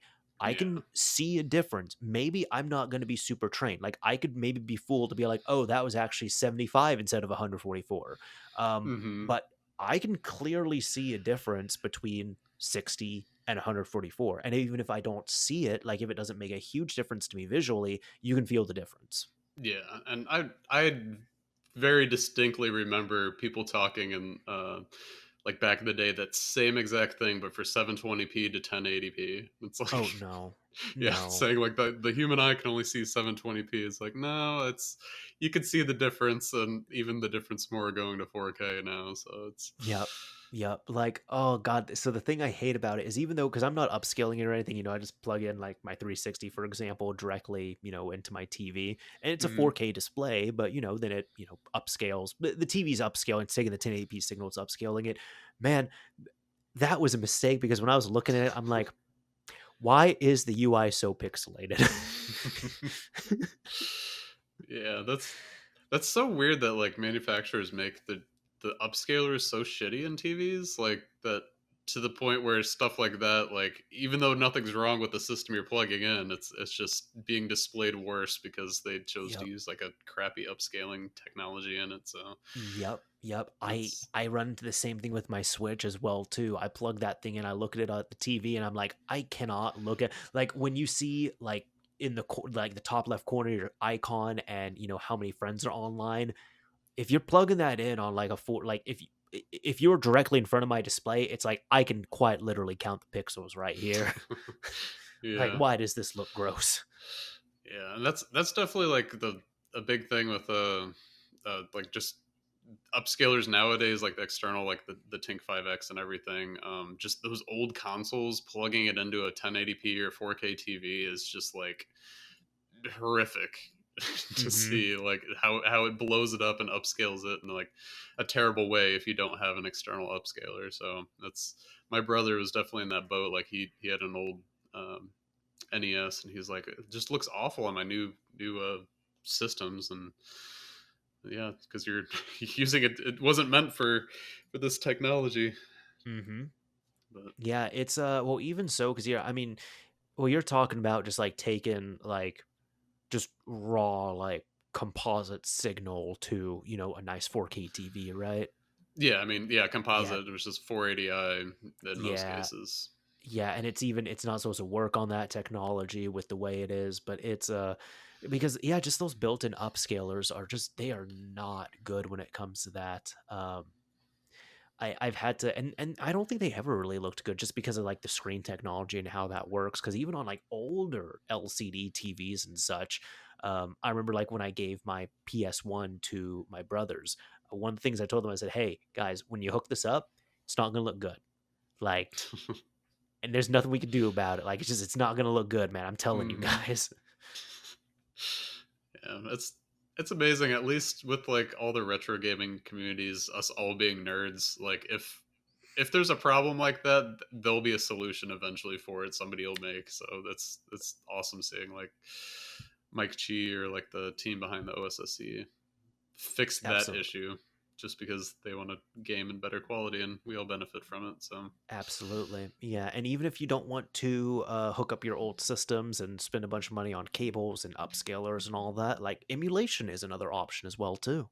hmm Yeah. yeah, and there's still like advancements coming out with that. I mean, aside from just being more accurate or whatever, you have like the Mister Project now, or Oh, man, certain little features like black I frame love my insertion. Mister. I still need to do a review on this damn thing, and I am so sorry. Shout out to who the like Pork Chop Express, Mister hmm add-ons.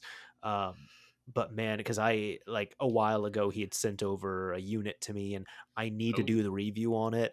Uh, It's a really easy thing to review. I just the hardest thing is gonna be capturing a bunch of gameplay and all that, and it's like, it is the gift that keeps on giving, and there is hardly anything bad I have to say about it, and I will say, because I don't wanna make drop the review in here, mind you, but Mhm. I will say, I hate the thing that people say, "Oh, well, it's not as easy to set up as, like, a RetroPie system," and to that, I'm like, "That is absolute bullshit." If you can set up and you can navigate a RetroPie setup, you can easily do the same thing on a Mister. It won't look as pretty because you don't have cover flow. That's the only difference.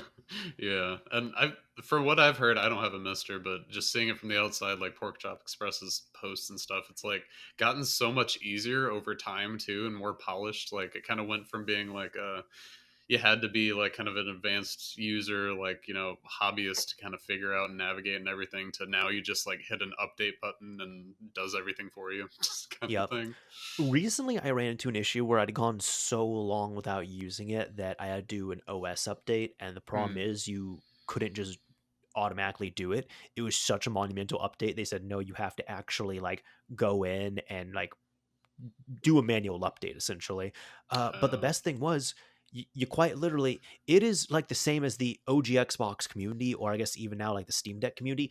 Any issue you look it up into Google. As long as you type it somewhat properly, you can find resolutions on it. yeah, yeah, Yeah. that's awesome. That's cool that it's a really positive community. Hmm. Dude, Like, I I feel like absolutely love it. So yeah, Mister can recommend. yeah, I want to get one eventually. Mostly just for the systems that I know I'll never buy, kind of thing. Like, That's I fair. mean, I have a good 20 something consoles, I think, but I'm not gonna buy like consoles that were only sold in Japan and like there's only like 20,000 made or something, or You're like buy telling me a. you don't want a Casio Loopy? I mean, is that the one that does the VHS or no? I'm thinking No. Super Cassette Vision. I see. I don't even know about that one. No, Loopy is the one where it is.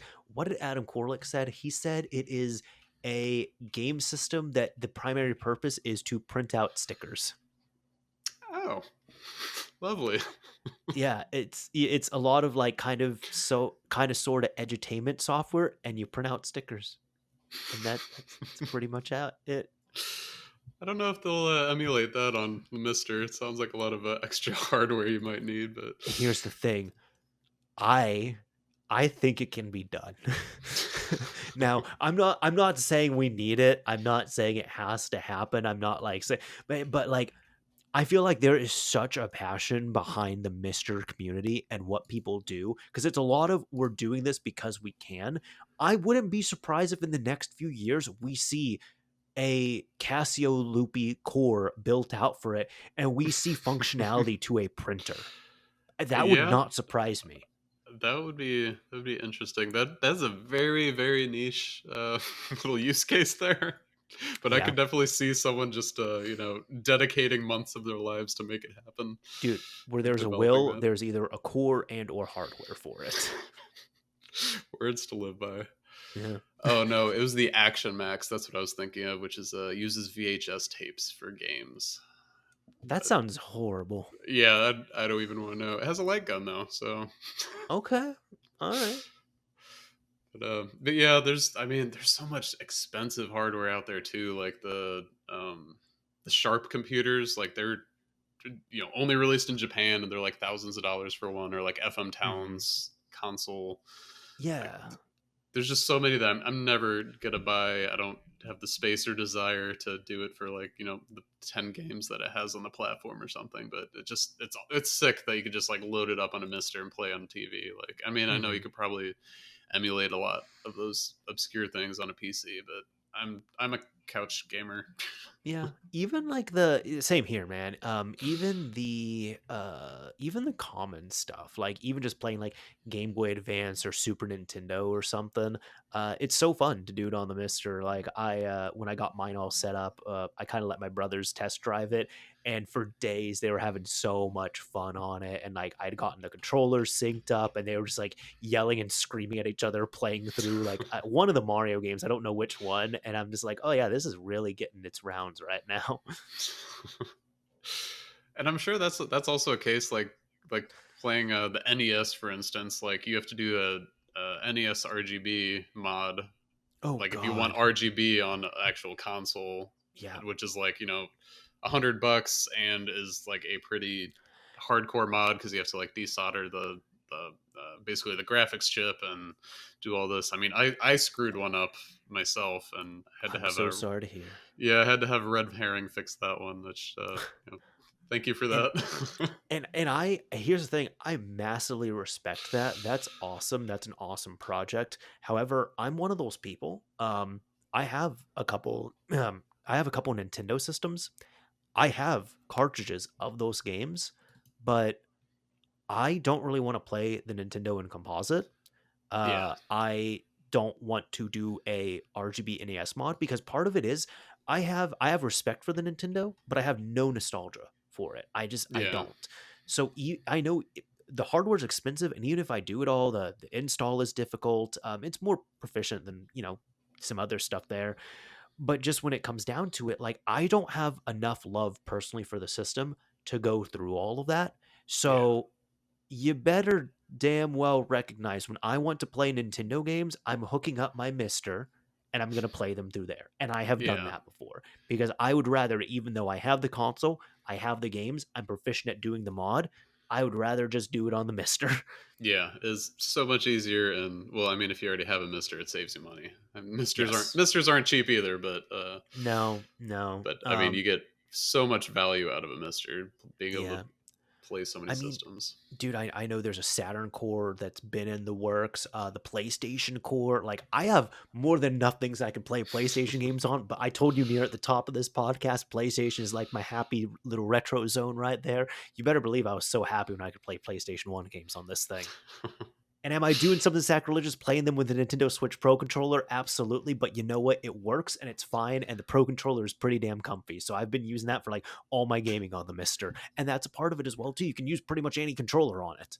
Yeah, and you can like load homebrew and shit because otherwise you'd have to install an ODE, which those are whatever amount of money. The one I got was like $100 or something, but like Which one was that?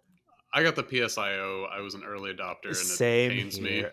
Yeah, yeah, yeah. Please, that custom firmware needs to come out. And so I think, are you like me then, where you're just like, okay, I already paid for one and I installed it, and like I don't want to do another one of these. Like I don't want to get an Yeah, X station.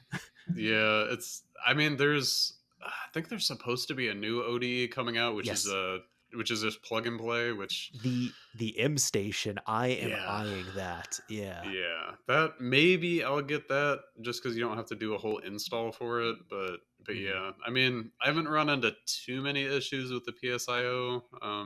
The only issue that I've really run into is that like sometimes it freezes when loading games, and I have to just reboot the system and do it again. But Mhm. Um, I mean, I have no idea if that's a normal experience, but with all the shady things that's gone on with the PSIO, like company and everything, I wish I would have waited for a different ODE instead of getting that one. But Yeah. alas, Yeah. I can certainly agree with that.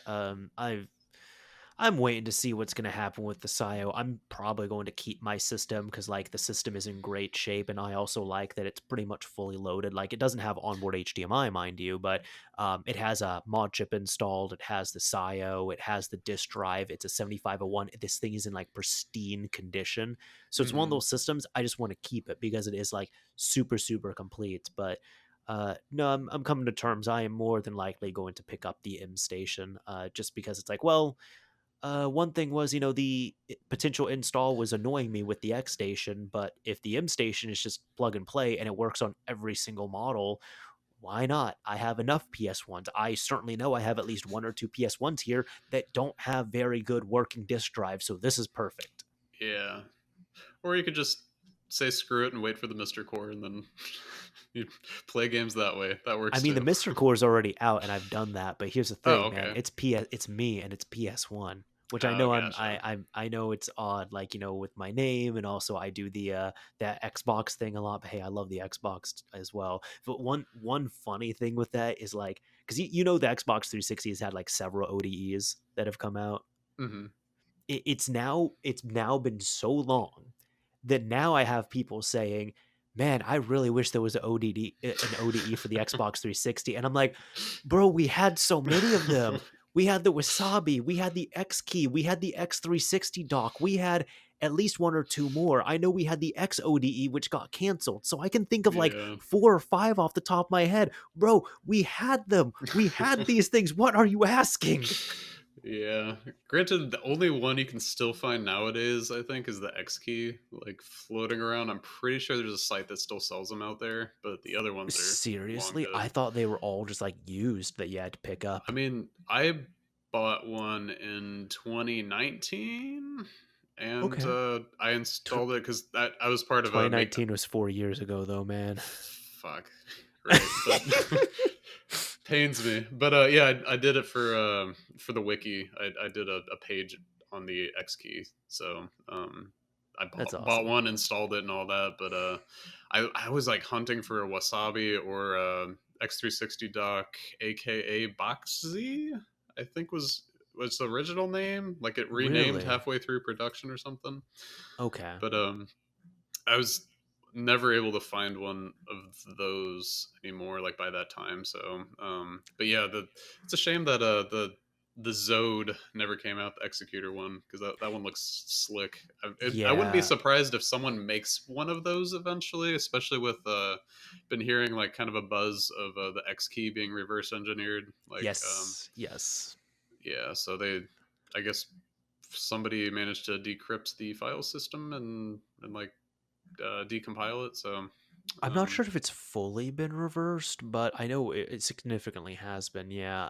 I know with the XODE, because I've made a whole love letter and video about it, but it was essentially one of those hmm things like the problem was with Team Executor there is that they were really just dying on the hill of because this is quite literally what C Forever said. He said like an ODE is just an expensive way of getting banned. So Team Executor died on that hill, and they said nope. The safest way because we care about our users and make sure you buy our unlocked drives and you use our drive flashing hardware and you buy well, I mean, it was light on, but still, but you can buy these light on drives through our certified retailers and all that and yeah, resellers. So I know it was a whole ploy to still sell hardware and all that, but they were saying no. If you care about Xbox Live, the safest way to do it is you get your DVD drive flashed with our hardware. You get a stack of discs and you make your backups that way. Um, but no, when it came down to it, I knew someone. He was a early adopter of the X key. He got it as soon as it came out. And mind you, this is anecdotal.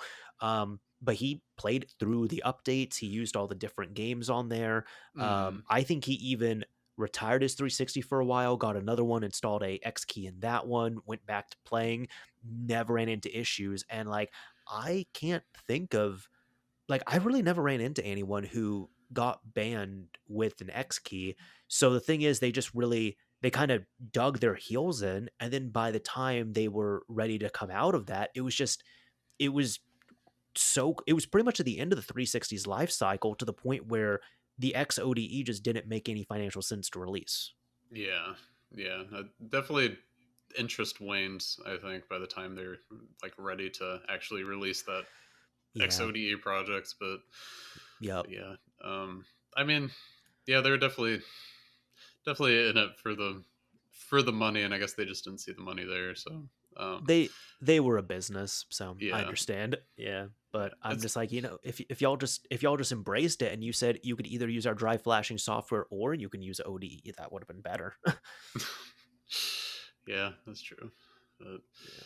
yeah, I don't know. I know they had like a lot of little things like that. Like I had heard when RGH3 came out, apparently way back in the day, Team Executor figured out that you could do it that way using the SMC to glitch your system, basically, not need a mod chip.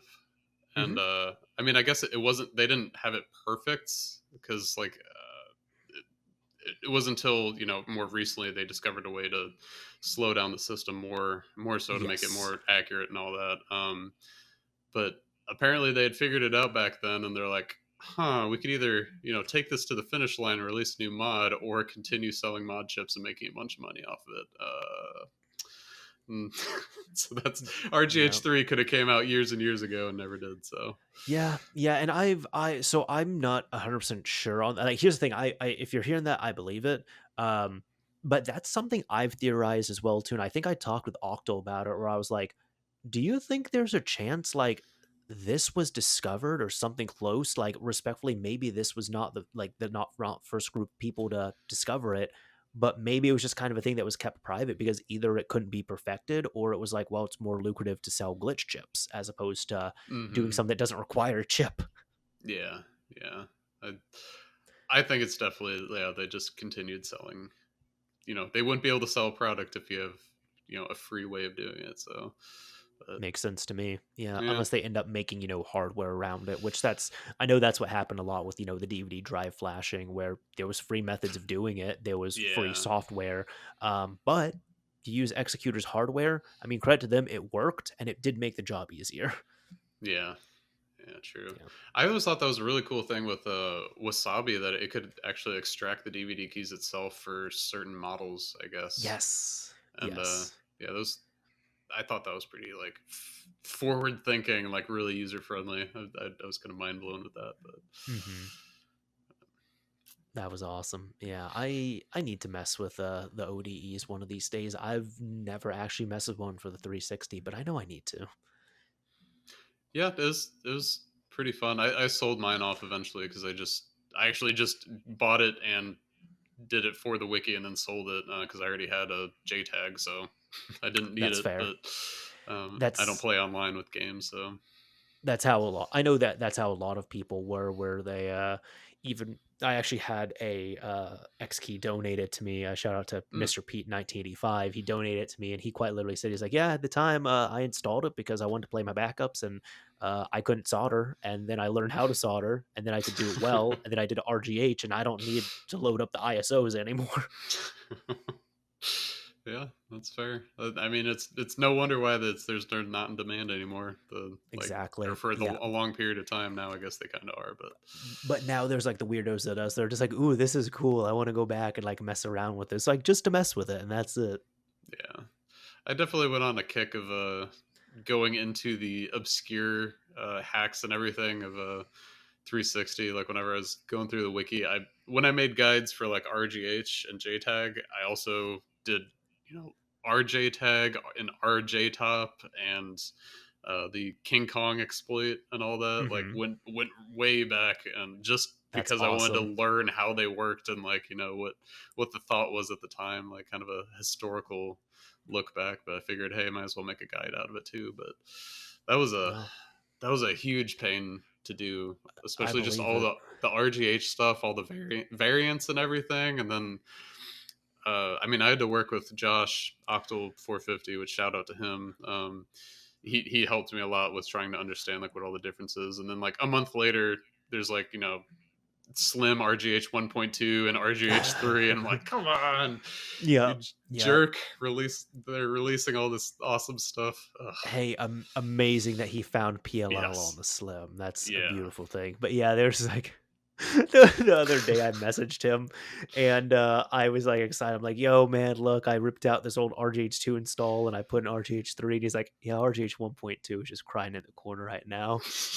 And I'm like, I know, but I don't want a glitch chip in there. But it was a Slim, so yeah, because it was Yeah, because he's even told me, he's like, yeah, the issue is with RGH 1.2 is like it kind of got glazed over because it dropped on yeah, Slim, and then it was like within a month and a half RGH3 dropped. And when you're talking to yeah. people, it's like, okay, do I install a glitch chip or do I install two wires?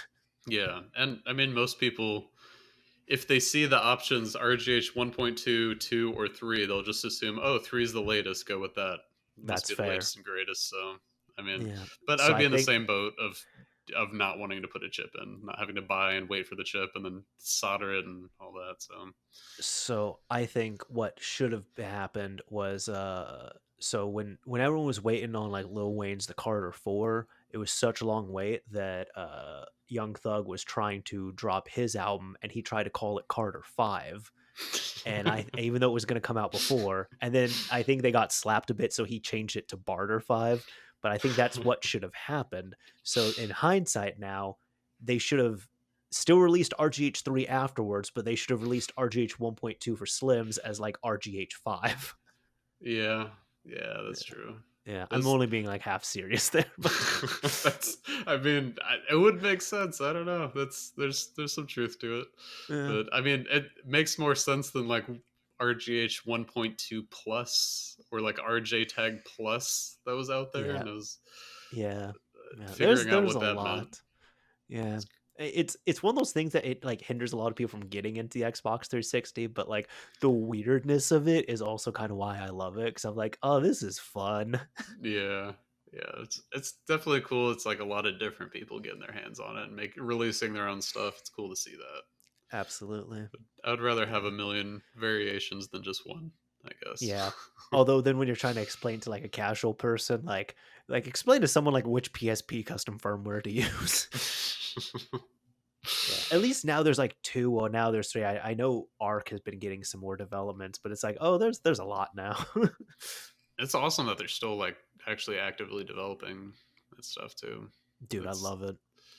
yeah, that's my favorite thing. Like especially just like in the console mods Discord, seeing people develop stuff like freaking Zaxor releasing the like Turbo Nanza recently for the Turbo Yeah. graphics.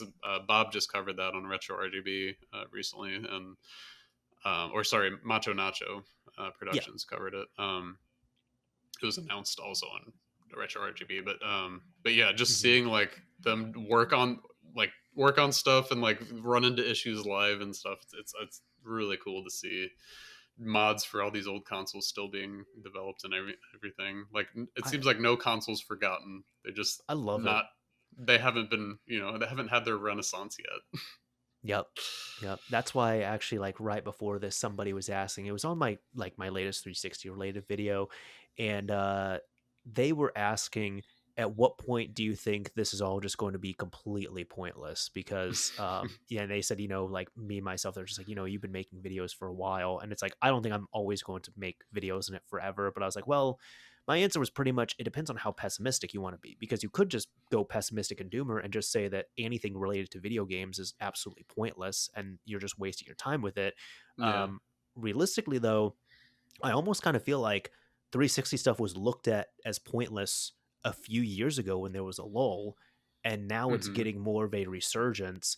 And I think it will be utterly pointless maybe in a few decades when there's just like nobody who's really caring about it, or like the community is so small, kind of like at this point, like the Atari 2600, aside from like a few things, it is pretty much worthless. Not that many people are going to care about it, or maybe even something like the 5200, where it's just something like that. But it's going to take Hmm. longer to get to that point. It's going to have ups and downs. And I think every system has that.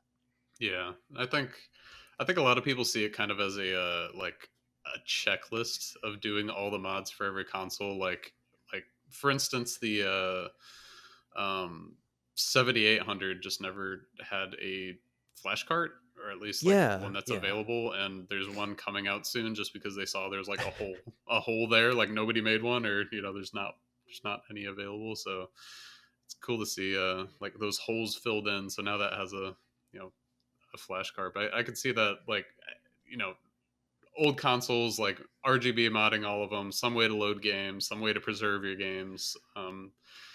There's definitely like a kind of checklist of things that I think hopefully every console will reach, kind of thing. Yeah. Yeah, and I think it's all the resurgence. Like for example, the Dreamcast super popular when it came out. Then I would say Dreamcast stuff was looked at as pointless for years and years and years, even though it had a very small community. And now in the past several years, you have a lot of people revisiting it, doing new mods to it, wanting to do mods to it, discovering it for the first time. So now it's getting more of a resurgence. But in 20, 30 years, when those people don't care about it, it'll go back to being pointless. Yeah, but I guess we'll all be playing on Misters by then, Oh just yeah. emulating all of it anyways. But It's going to be sad when no one cares about Crazy Taxi. I don't think that'll ever happen, but we got to yeah, make sure of that. that's true. But Yeah. I don't know. It's I guess people just want to solve those puzzles and work them out, kind of thing. Yeah. Like that's how I kind of see some of the development as a puzzle that needs to be solved, kind of thing. Yeah. I'm kind of trying to dip my toes into hardware development a little bit. Do you remember the recent Saturn switcher? Um, Saturn switcher. it was a little board It that sounds familiar. lets you use both your ODE and like the disk drive Yes. instead of sacrificing it or There using we one or the go. other. Yeah. Yes. Um, like I had that idea and was working on that and like made a PCB. Actually got it like manufactured or like prototypes sent and like soldered them up and like was in the testing phases when that came out. So Just someone else had that idea and beat you to yeah, market. which I I mean, get it. yeah, it's not like a totally in a vacuum idea. Like obviously, like everyone wishes they could use the ODE and the disk drive. Who has a physical collection, um, but I definitely want to like actually get some like hardware projects out there and like that people can use and everything. And I think I might do a Neo Geo pause button. I That'd be have a cool. yeah, I have a put together like a Neo Geo. I don't know if you know Neo Geo stuff at all, but arcade cabinets, like the arcade Yeah. boards in them. You can consoleize them so you can use them at home. And Yup. um, I was actually working on a tutorial for that on console mods today. But I guess there's just like a switch you can flip that pauses the system. Hmm. Like otherwise, there's no way to pause the whole system. So working on gonna make a mod board maybe tomorrow that That sounds awesome. you can like hit a button on your controller to actually pause it. So that'd be pretty sweet. But I love learning stuff like that and getting into it. But I definitely see it as like a puzzle or a challenge, and I think a lot of other people like Zach Soar kind of see it that way as like a thing you want to do that doesn't exist. That sounds accurate. Nothing wrong with that. Yeah, but Yeah. Sweet. Well, I mean, it's yeah, how I say it's getting to the point where kind of should wind down and wrap up here. There's a few things I typically ask, guests at the end, and one thing I wanted to ask you is, we've been talking about games and game systems and all that. What games are you currently playing? Um, kind of always all over the place with it, and got like a few going on at any given time. But been playing Dead Island 2, which released recently with one of my Okay. buddies a lot. Because we for some reason just play through all the zombie games that have co-op.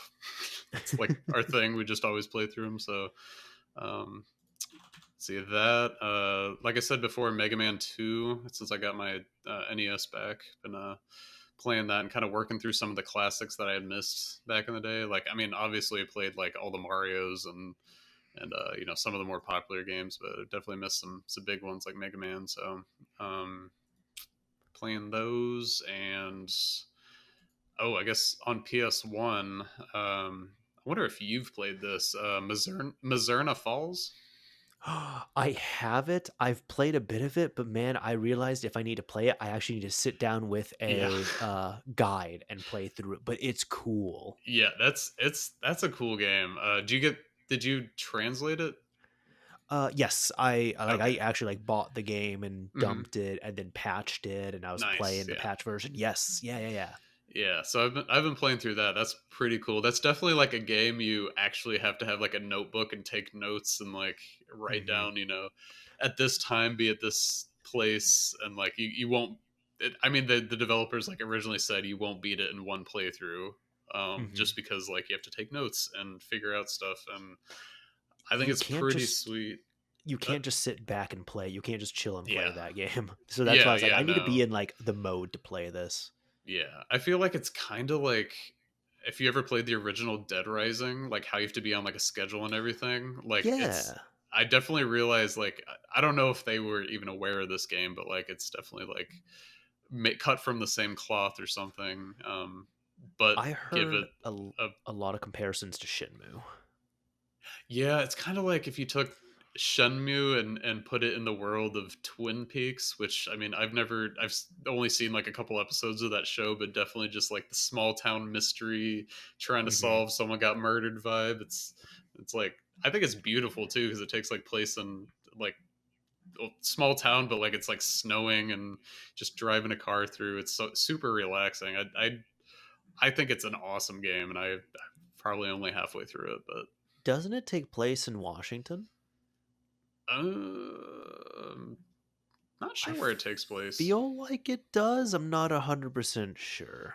It might be, but Yeah, it's yeah, it's very environmentally pleasing. like that's like awesome. There's especially playing in the middle of winter if it's like snowing outside. I did that this winter. I've been like kind of just going back to that game every once in a while, and like that was it's so cozy. It's like the coziest game I've ever played.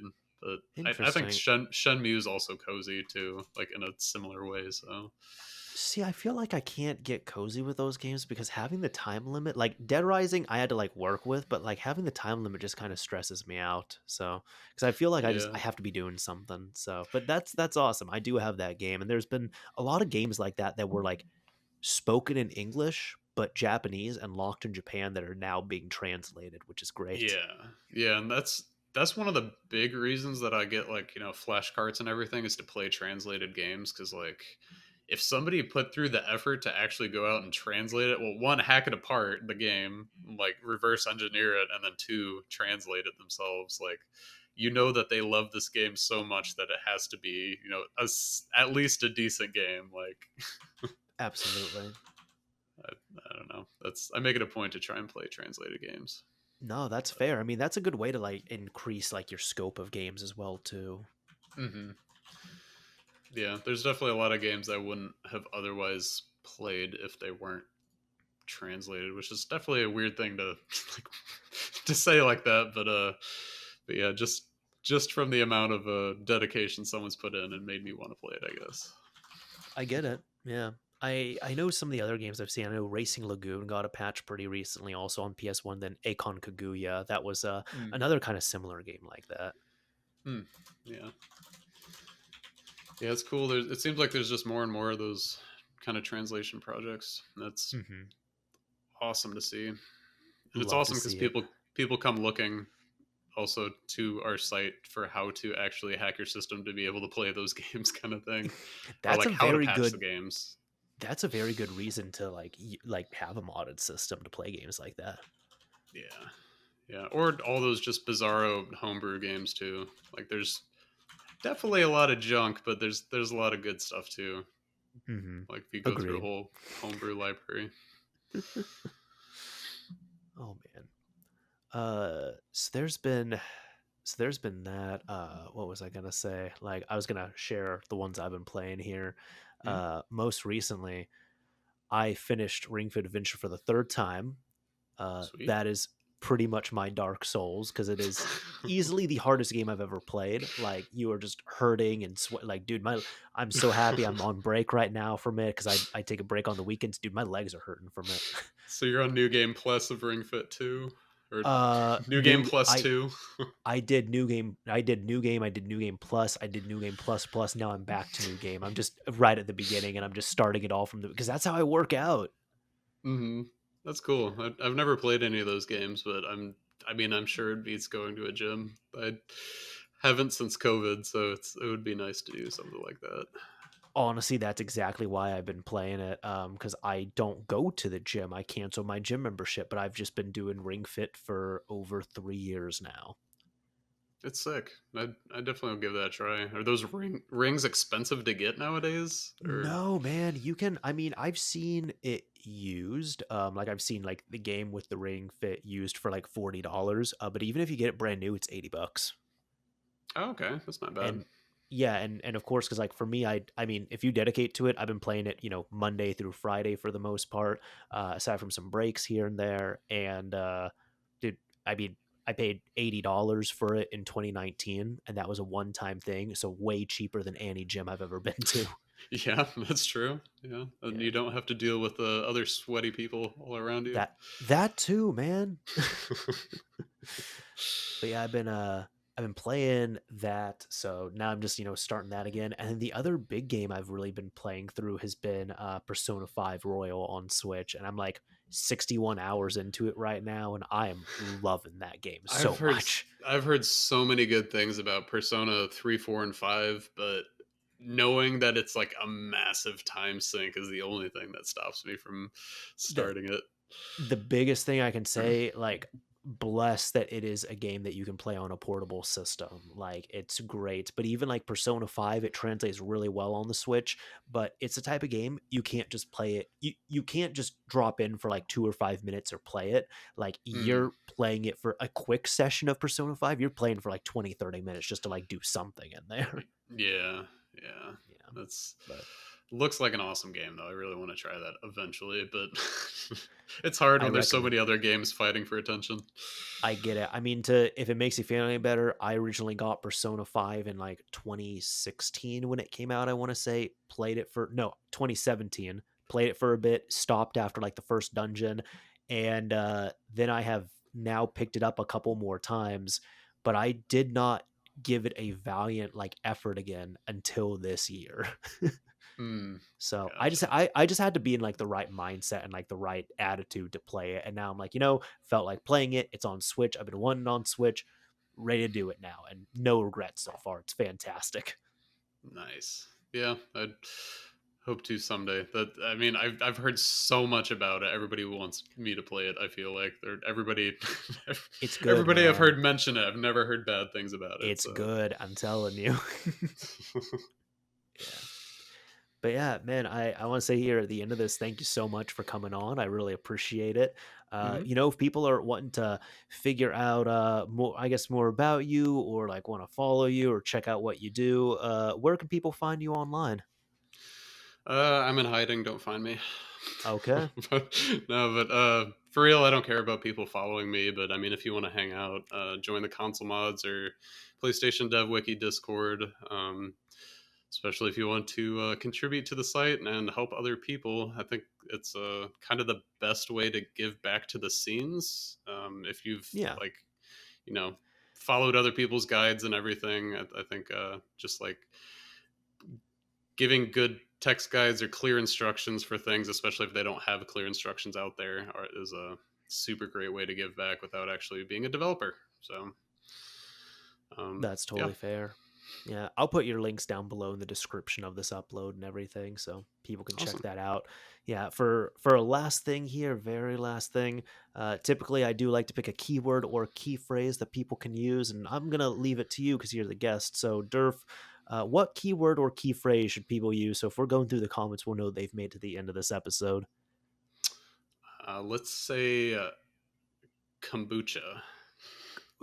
I haven't had kombucha in a minute, but I like kombucha. Although, like, some of it's good and some of it tastes like I'm drinking like something fizzy through an old gym sock. Oh no, it's some are awful. Yeah, and Yeah, I mean, outside of the GT's brands, like there's not that many good ones. But I actually make my own, which is a whole nother story. But literally home brewing. yeah, literally homebrew. I can't get away from homebrew. Yeah, that's the type of homebrew I can get behind. Yeah. Well, cool. So if anybody commenting here on the upload over on Rumble or Odyssey or YouTube, if you make it over to the video, even if you're listening to the audio only version of it, come over to the video, and if you leave the word kombucha in your comment, we'll know that you've made it to the end of this episode. Anyways, I do want to say here again, Derf, it's been a blast having you on here. These 2 hours have just like flown by. It's felt like about like 20 minutes. So thank you so much for coming on and sharing your time. Yeah, no, appreciate you letting me on here and giving my spiel and all the good talks about the old mods of old. That I wonder if someday soon nobody will have any idea what we're talking about, old USB mods and stuff. But Exactly. I think it's definitely a blast looking back. So appreciate you It having me. is. Hey, no problem, man. Anyways, this is Mr. Mario signing off. Thank you all for listening and watching, everyone. And until next month.